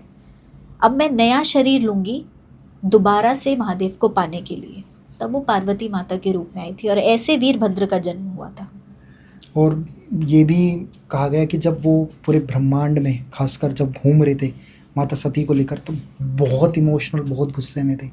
वो उनका बिल्कुल वो रूप था जो शायद देवी देवता एक्सेप्ट ही नहीं कर पा रहे थे, क्योंकि पूरा संसार, महादेव के बिना पूरा संसार कुछ भी नहीं है। पूरा सृष्टि ऐसी हो गई थी जिसका सृजन ही नहीं हो पा रहा था। पुरुष और प्रकृति के बिना सृष्टि नहीं बढ़ सकती। अब प्रकृति चली गई तो पुरुष कैसा हो जाएगा? किसी की भी अ मैन, लोग कहते हैं कि मोह माया त्याग दी। वीडियो में मैं सुन रही थी, ये कैसा भगवान है, मोह त्याग दिया और अपनी पत्नी के वियोग में इतना भटक रहे हैं। यही भगवान है, जिनके अंदर भगवान होके भी इमोशन है अपनी पत्नी के लिए।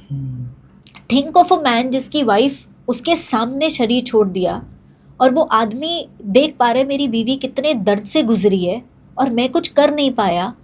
वो बंधे हुए थे, क्योंकि माता सती ने कसम दी थी कि जब तक मैं आपको नहीं पुकारूंगी आप नहीं आओगे। इसलिए उनको पता था क्या होने वाला है, लेकिन उन्होंने नहीं रोका माता सती को, और ना ही वो आए, क्योंकि माता सती ने उनको बिल्कुल जब शरीर त्यागने लगी थी तब पुकारा। वो वचन से बंधे हुए थे। वो वचन से बंधे हुए थे, कसम से। उन्होंने कहा था कि आपको मेरी कसम है, जब तक मैं आपको नहीं बुलाऊंगी ना आप नहीं आओगे, क्योंकि उनको लगा कि अहंकार दिखा रहे, कि आप महादेव हो, क्या अहंकार दिखा रहे हो, मेरे पिता ने यज्ञ रखा और आप नहीं जा रहे। ये कॉन्सेप्ट था। एंड महादेव ने भी बहुत राक्षसों के वध किए हैं, तो मुझे जानना है कि महादेव ने सबसे इम्पोर्टेंटली किन राक्षस के ज़्यादा वध किए? महादेव ने, हाँ जी महादेव ने सबसे ज़्यादा इम्पोर्टेंट जो अपने 2 अंश के वध किए थे, एक थे जलंधर और एक थे अंधकासुर। अंधक की स्टोरी क्या थी? अंधक की कथा ऐसे आती है कि महादेव और माता पार्वती खेल रहे थे, गेम खेल रहे थे। तो माता पार्वती ने ना ऐसे ही खेल में महादेव के आंखों पे अपना हाथ रख दिया, और उनकी महादेव की आंखें बंद हो गई, तो सृष्टि में तो अंधकार छा गया। तो अंधेरा छा गया, यानी, और उसके बाद माता पार्वती के हाथ से पसीना छूटने लगा। जैसे ही वो पसीना ज़मीन पर पड़ा, वहाँ पे महादेव का एक अंश पैदा हो गया। उसका नाम पड़ा Andhak, and he was blind, वो देख नहीं सकता था। अंधक इसलिए क्योंकि वो ब्लाइंड इसलिए था क्योंकि नेत्र बंद थे महादेव के, अंधकार से पैदा हुआ, तो वो सिर्फ अंधेरा ही देख सकता था, तो वो ब्लाइंड था। उसने माता पार्वती पे गलत नज़र डाली, वो जानता ही नहीं था ये मेरी माता है। ऐसे करके उसका जो सबके देवताओं के ऊपर इतना अत्याचार बढ़ गया कि महादेव को उसके साथ युद्ध करके उसको मारना पड़ा, वध कर दिया, अपने ही अंश को खत्म कर दिया। और दूसरा था जलंधर, जो महादेव की क्रोधाग्नि से पैदा हुआ था। महादेव की क्रोधाग्नि जब समुद्र के अंदर गिरी तो एक बच्चा पैदा हुआ, और उसका जलंधर नाम भी इसलिए पड़ा क्योंकि जल के अंदर पैदा हुआ था। और जैसे ही उसके बाद उसके जो गुरु बने वो शुक्राचार्य बने, जो असुरों के गुरु हैं। शुक्र, जिनको हम एस्ट्रोलॉजी में भी सुना है हमने कि शुक्र लग्जरी देते हैं, तो शुक्राचार्य जलंधर के गुरु बने। जलंधर का विवाह हुआ था एक वृंदा नाम की लड़की से, जो कि माता तुलसी का अवतार थी। अब वृंदा एक पतिव्रता स्त्री थी, उसके रहते जलंधर का वध नहीं हो सकता था, और वो अपना आराध्य महादेव को मानती थी। जैसे ही उसको पता चला कि मेरे पति और मेरे आराध्य का युद्ध होने वाला है, वो पूजा में बैठ गई। अब जैसे ही, जब तक वो पूजा करती तब तक महादेव उसका वध नहीं कर पाते, जलंधर का। अब वध करने के लिए, अब उसका अत्याचार ही इतना बढ़ गया देवताओं के ऊपर और मनुष्यों के ऊपर कि उसका वध करना भी इम्पोर्टेंट था। अब वो वध तब तक नहीं कर पाते जब तक तो पूजा में बैठी है। अब उस वध करने के लिए पूजा से उठाना ज़रूरी है, तो पूजा से उठाने के लिए भगवान विष्णु आए जलंधर का रूप लेकर, उनको छलने के लिए, उनको छल दिया इस चीज़ में। फिर जैसे ही वो, उनको लगा कि चलो युद्ध जीत कर आ गए हैं, जैसे ही वो उठी, वो समझ गई कि आप कौन हैं, आप मेरे पति नहीं हैं। तब वो अपने असली रूप में आए। जैसे ही वो पूजा से उठी, वहाँ जलंधर का वध हो गया, महादेव ने उसको मार दिया, क्योंकि उनका पूजा से उठना ज़रूरी था। और उसके बाद जैसे ही वो पहचान गई कि आप मेरे पति नहीं, आप कौन हैं, विष्णु जी ने असली रूप दिखाया, तब उनको इतनी तकलीफ़ हुई कि आपने मुझे छला है। तो उनको श्राप दिया विष्णु जी को कि जिस तरीके से आपने मुझे छला है, आपने किसी की पत्नी को छला है, एक समय आएगा जब आपकी पत्नी को भी कोई छलेगा, जो राम अवतार में हुआ। और ये हुआ। राम जी की पत्नी माता सीता को रावण ने छला और वो छल के ले गया। ये इस श्राप के कारण था। अब श्राप किया था तो भोगना तो पड़ेगा ना। ऐसी जैसे विष्णु अवतार हैं, 10 अवतार है विष्णु के, महादेव के कितने अवतार? महादेव के 19 अवतार हैं टोटल 19 अवतार है, जिसमें से हम जो नॉर्मल अवतार है, वीरभद्र हो गए, काल भैरव हो गए, पिपलाद है, नंदी हैं, इनकी पूजा ज़्यादा करते हैं। हनुमान जी भी उसी में है? हनुमान जी रुद्र रूप में आते हैं। ओके। हनुमान जी महादेव का रुद्र रूप है, जिनको चिरंजीवी का वरदान दिया है, और वो आशीर्वाद माता सीता ने दिया था। जब वो अशोक वाटिका में गए थे अंगूठी लेकर श्री राम की, तब माता सीता इतनी प्रसन्न हो गई अपने पति के प्रति, उनकी भक्ति को देखकर, उनके विश्वास और समर्पण को देखकर। तब माता सीता ने हनुमान जी को आशीर्वाद दिया था कि तुम कलयुग के अंत तक रहोगे, तुम चिरंजीवी रहोगे। महादेव को हम बेलपत्र चढ़ाते हैं, धतूरा चढ़ाते हैं, और महादेव के पास त्रिशूल भी है। बेलपत्र हो गए, उसके भी 3 मुख हैं। हाँ। और त्रिशूल के भी 3 मुख हैं। ये कनेक्टिविटी मुझे समझनी है 3 की, क्यों? ये 3 जो चीज़ें हैं, ये 3 मुख बेलपत्र के और त्रिशूल के जो 3 पॉइंटेड वो हैं एरोज, उनको 3 गुण को दर्शाते हैं। जो आपके 3 गुण होते हैं, सत्व, रजस और तमस, 3 गुण को दर्शाते हैं। 3 काल को दर्शाते हैं, त्रिदेव को दर्शाते हैं। ओम की जो 3 साउंड है, आ, उ एंड ऊ, ये 3 को दर्शाते हैं। अब 3 गुण को कैसे? सत्व, रजस, तमस। सत्व गुण में क्या आता है कि हम बिल्कुल पॉजिटिव रहते हैं, हम अच्छे रहते हैं, प्योर रहते हैं, प्योर कॉन्शियस, पूजा करते हैं, मेडिटेट करते हैं, साधना करते हैं, उपासना करते हैं, अपने इष्ट के प्रति समर्पण करते हैं, और उसके बाद आता है रजस। रजस होता है पैशनेट, कि कुछ पाने की जो आपके अंदर डिजायर होती है, आप उसके प्रति एक्शन करते हो कि मुझे ये चीज चाहिए ही चाहिए। सेक्सुअल प्लेजर्स भी रजस गुण में आता है। उसके बाद आती है तमस गुण। तमस गुण आलस, सोते रहना, आलसी रहना, अल्कोहल कंज्यूम करना, नॉन वेजिटेरियन खाना, बिल्कुल गुस्से में रहना, चिड़चिड़ापन में रहना, इरिटेट रहना, ये होता है तमस गुण। अब ये तीनों गुण, ऐसा नहीं कि एक इंसान के अंदर एक ही गुण रहेगा, नहीं, तीनों, सबके अंदर ये तीनों गुण होते हैं, लेकिन बारी बारी से ऊपर नीचे होते रहते हैं। राइट। फॉर एग्जाम्पल, जब आप सुबह सो के उठते हो, आपके अंदर सत्व गुण होता है उस टाइम पे, कि सुबह आप बिल्कुल फ्रेश उठे हो, आप पूरा प्लान कर रहे हो, आज ये करते, बिल्कुल शांत मन से बैठे हो। जैसे ही आपको बाहर दुनिया में कदम रखना है, आपको पैसा भी कमाना है, आपको फैमिली को भी देखना है, आपको अपना करियर भी बनाना है, मुझे इस लेवल पे जाना है, मुझे ऑफिस में प्रमोशन भी चाहिए, मुझे जॉब भी चाहिए, आप उसके प्रति काम करते हो, वो पैशन होता है। तो ये रजस गुण आ गया उस टाइम पे हमारे अंदर। उसके बाद जब आप पूरा थक हार के घर जाओगे, आप आलसी हो जाते हो, कुछ करने का मन नहीं कर रहा है, किसी से बात हो गई तो बॉस का गुस्सा वहाँ पे उतार दिया, तुम चुप रहो, अल्कोहल कंज्यूम करते हैं, ठीक है। तो ये उस टाइम पे तमस गुण आ गया। तो ये तीनों गुण महादेव के कंट्रोल में है। वो ये दर्शाते हैं कि इन तीनों गुणों पे हमें विजय प्राप्त करनी है। आप तीनों गुण जब कंट्रोल में ले लोगे तो वो तीन गुण शिव जी का त्रिशूल दर्शाता है, बेलपत्र को दर्शाते हैं। और वहीं पे शिव जी के हाथ में एक डमरू है जो इन्फिनिटी के रूप में है। हाँ, क्यों इन्फिनिटी के रूप में? क्योंकि महादेव इन्फिनाइट है, उनका कोई अंत नहीं है। और चल रहा है सिर्फ चलता रहेगा। अगर आप डमरू को देखोगे तो वो इस तरीके से जाता है, राइट। और बार बार अगर आप उस पर पेन मारते रहोगे, चलाते रहोगे, तो वो इस तरीके से, this is infinity, this will go on. सब कुछ खत्म हो जाएगा बट ये खत्म नहीं होगा। This is a sign. Mahadev की पूरी पर्सनालिटी, कोई भी भगवान की ना पूरी पर्सनालिटी हमें कुछ ना कुछ सिखाती है। जैसे महादेव ने लेपर्ड स्किन पहनी हुई है, इसका मतलब ये नहीं उन्होंने शेर को हंट करके पहना है। लेपर्ड स्किन मतलब अंत में यही रह जाएगा। भस्म लगाते मतलब दिस इज नेवर एंडिंग, ये भस्म कभी खत्म नहीं होगी। ये तुमको याद दिलाती रहनी चाहिए कि शरीर नश्वर है। ये भस्म का कॉन्सेप्ट है। सिमिलर त्रिशूल का कॉन्सेप्ट, बेलपत्र का कॉन्सेप्ट है 3 गुण।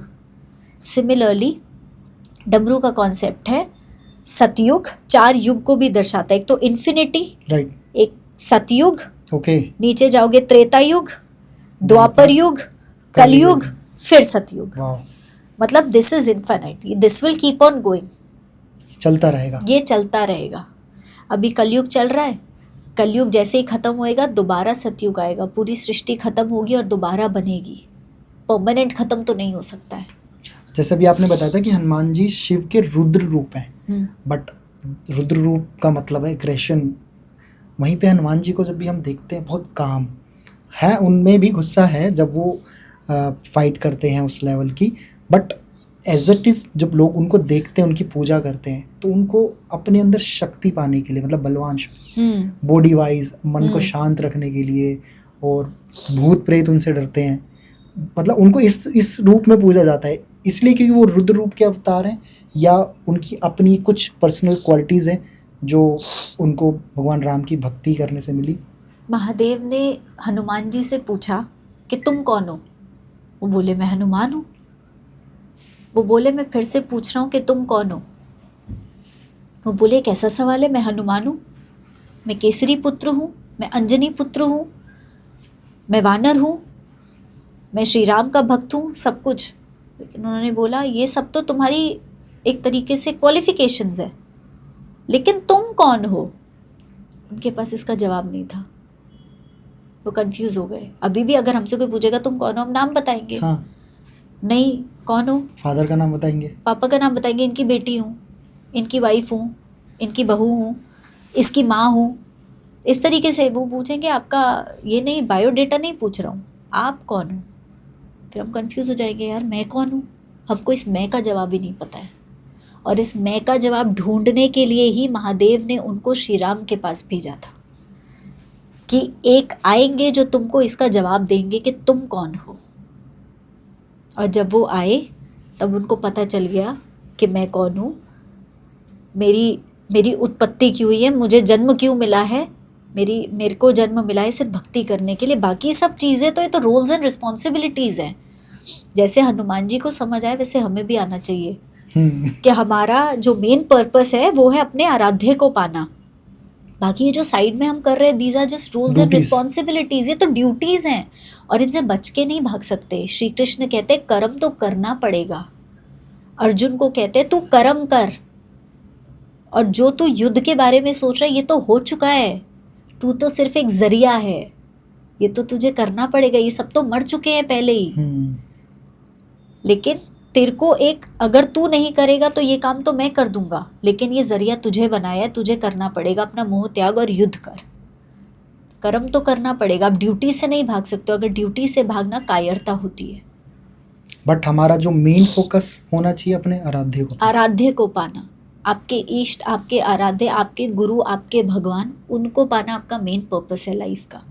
जिसने जन्म दिया आप उसी को भूल जाओगे।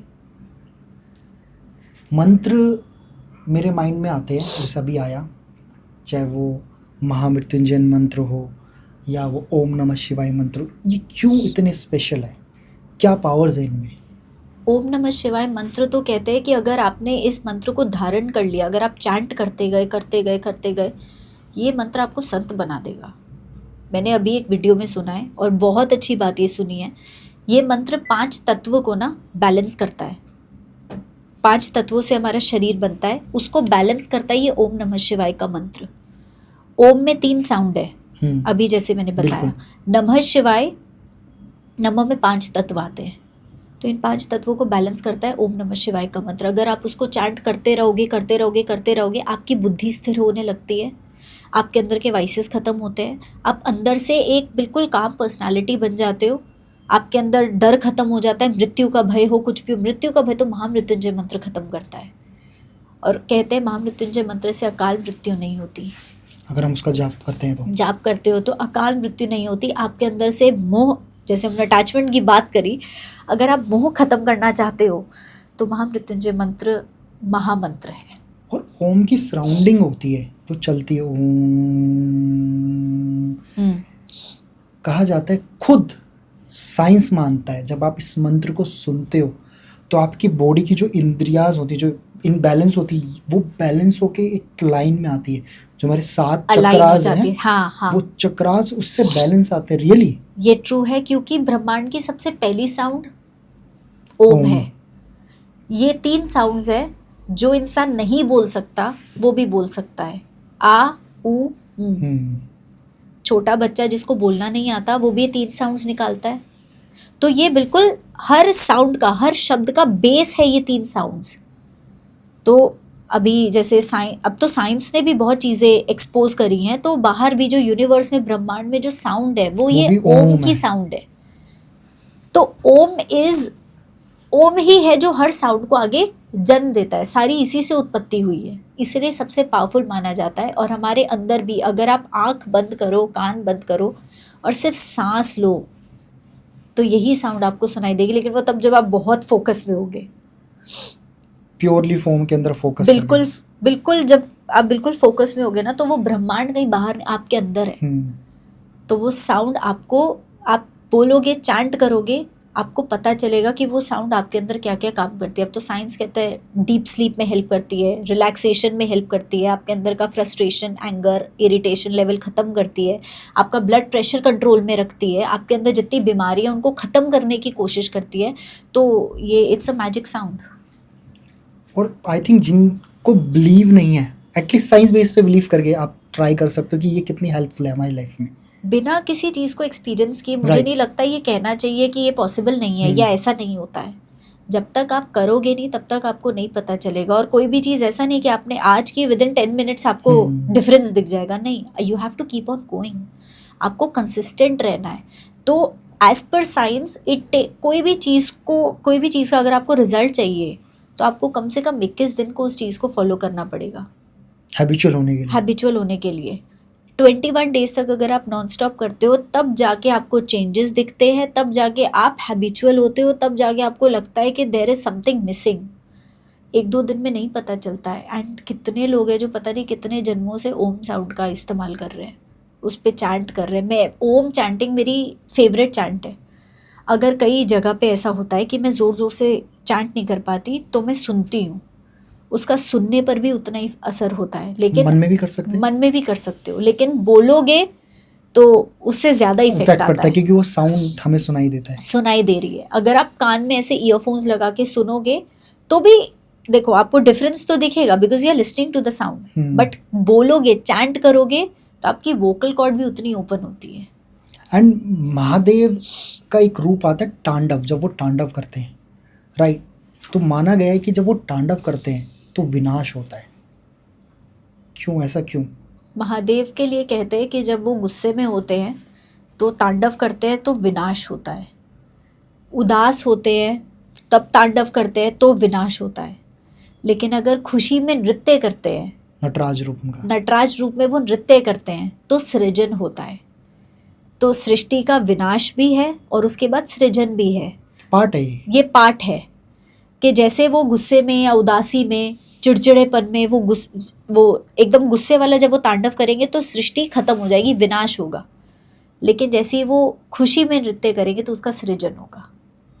और महाशिवरात्रि क्यों इतनी खास होती है?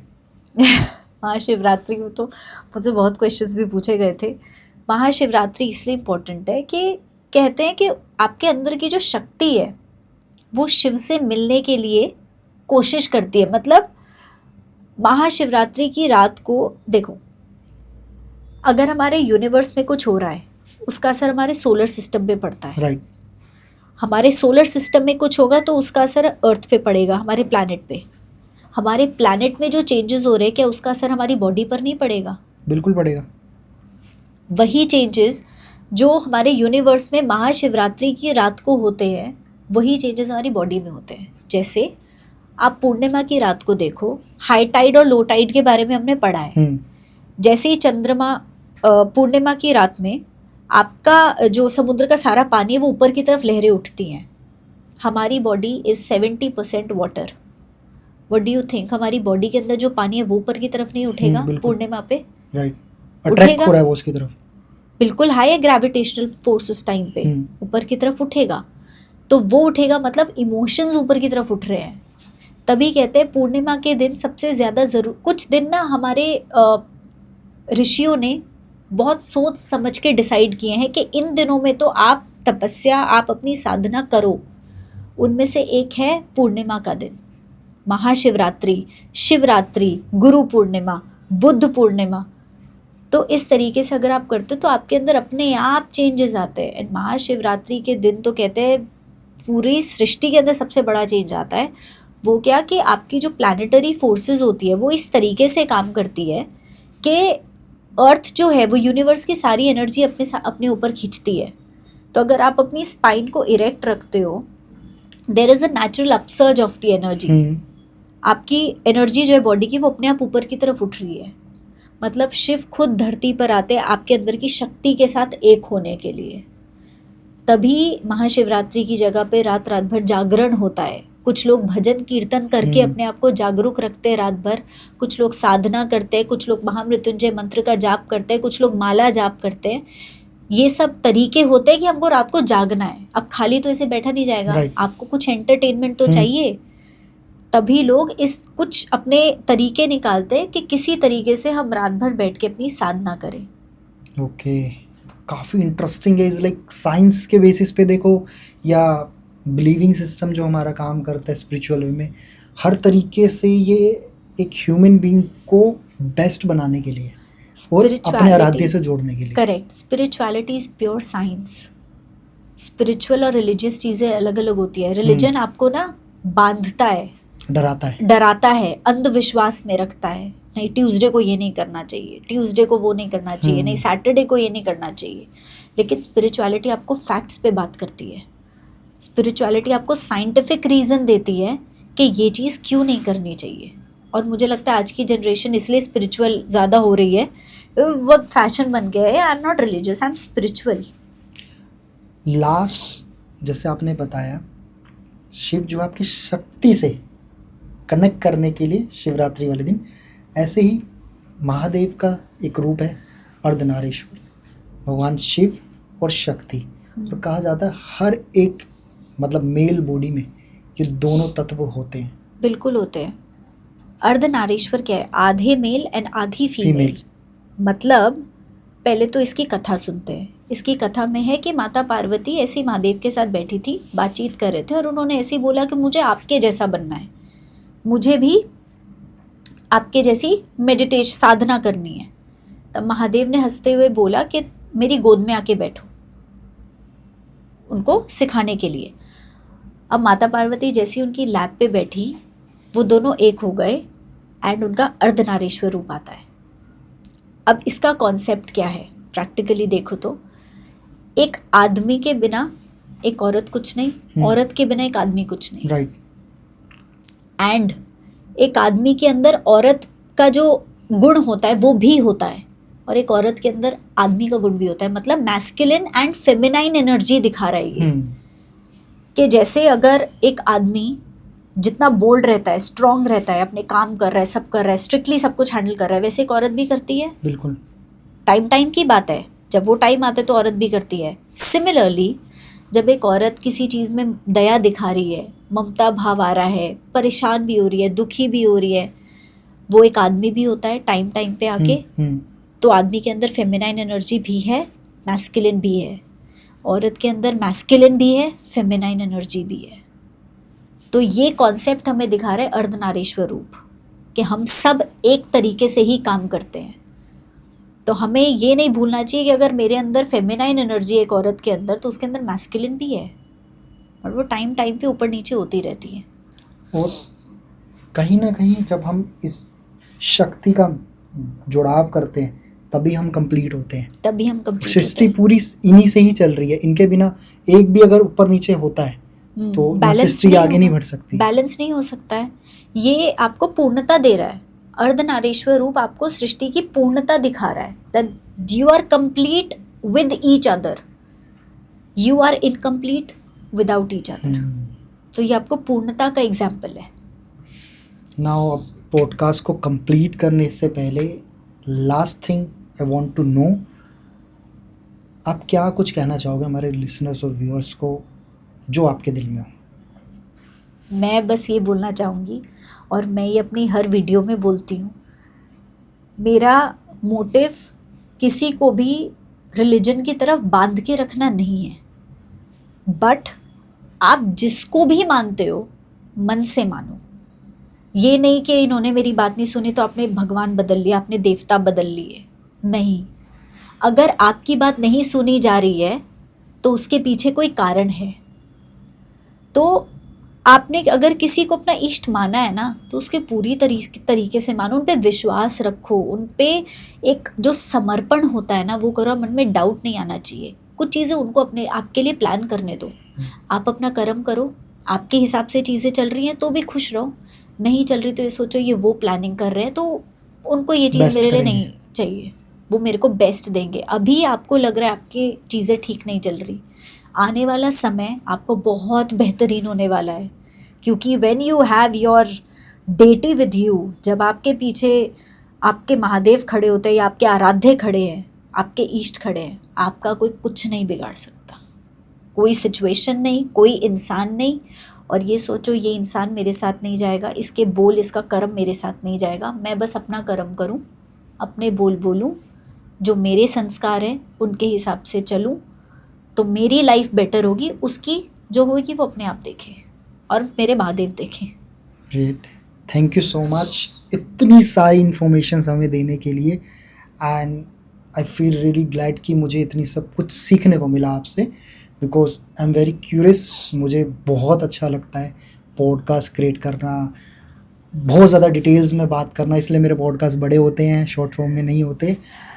तो मुझे ऐसा लगता है कि जब मैं किसी भी एक स्पिरिचुअल पॉडकास्ट को रिकॉर्ड करता हूँ तो ऐसा लगता है खुद को जान रहा हूँ।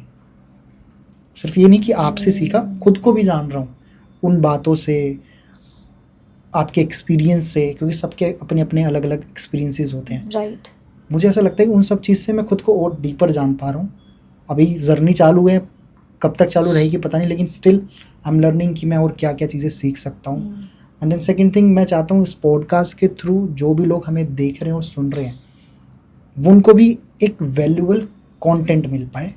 Content is not for viewers और ज़्यादा एंगेजमेंट हो, सही डायरेक्शन वाला जो कंटेंट है हाँ. उनको मिल पाए, और एक्चुअल में जो अपनी वो लाइफ में चाहते हैं करना या भटके हुए हैं, वो थोड़ा सा बैलेंसिंग उनकी लाइफ में आए. मुझे लगता है जब आप जैसे गेस्ट और आप इस तरीके की इन्फॉर्मेशंस एक प्लेटफॉर्म पे आके शेयर करते हो, तो लोगों की लाइफ पे डेफिनेटली इम्पैक्ट पड़ता है. मैं ये नहीं कह पड़ता है. सकता लाखों पे पड़े, एक पे भी पड़ेगा तो भी मुझे लगता है हमारे पॉडकास्ट करना सफल है. सफल है. एक पे पड़ेगा, दूसरे पे अपने आप पड़ेगा. बिल्कुल. और वो रेफरेंस बेसिस है ना, अब मैं अच्छा हुआ तो मैं आगे वाले को और अच्छा करने की कोशिश करूँगा, करेक्ट. वो और किसको अच्छा करने जी. की कोशिश करेगा. Thanks again, thank you so much. Thank you so her much. Her Mahadev. Her her Mahadev.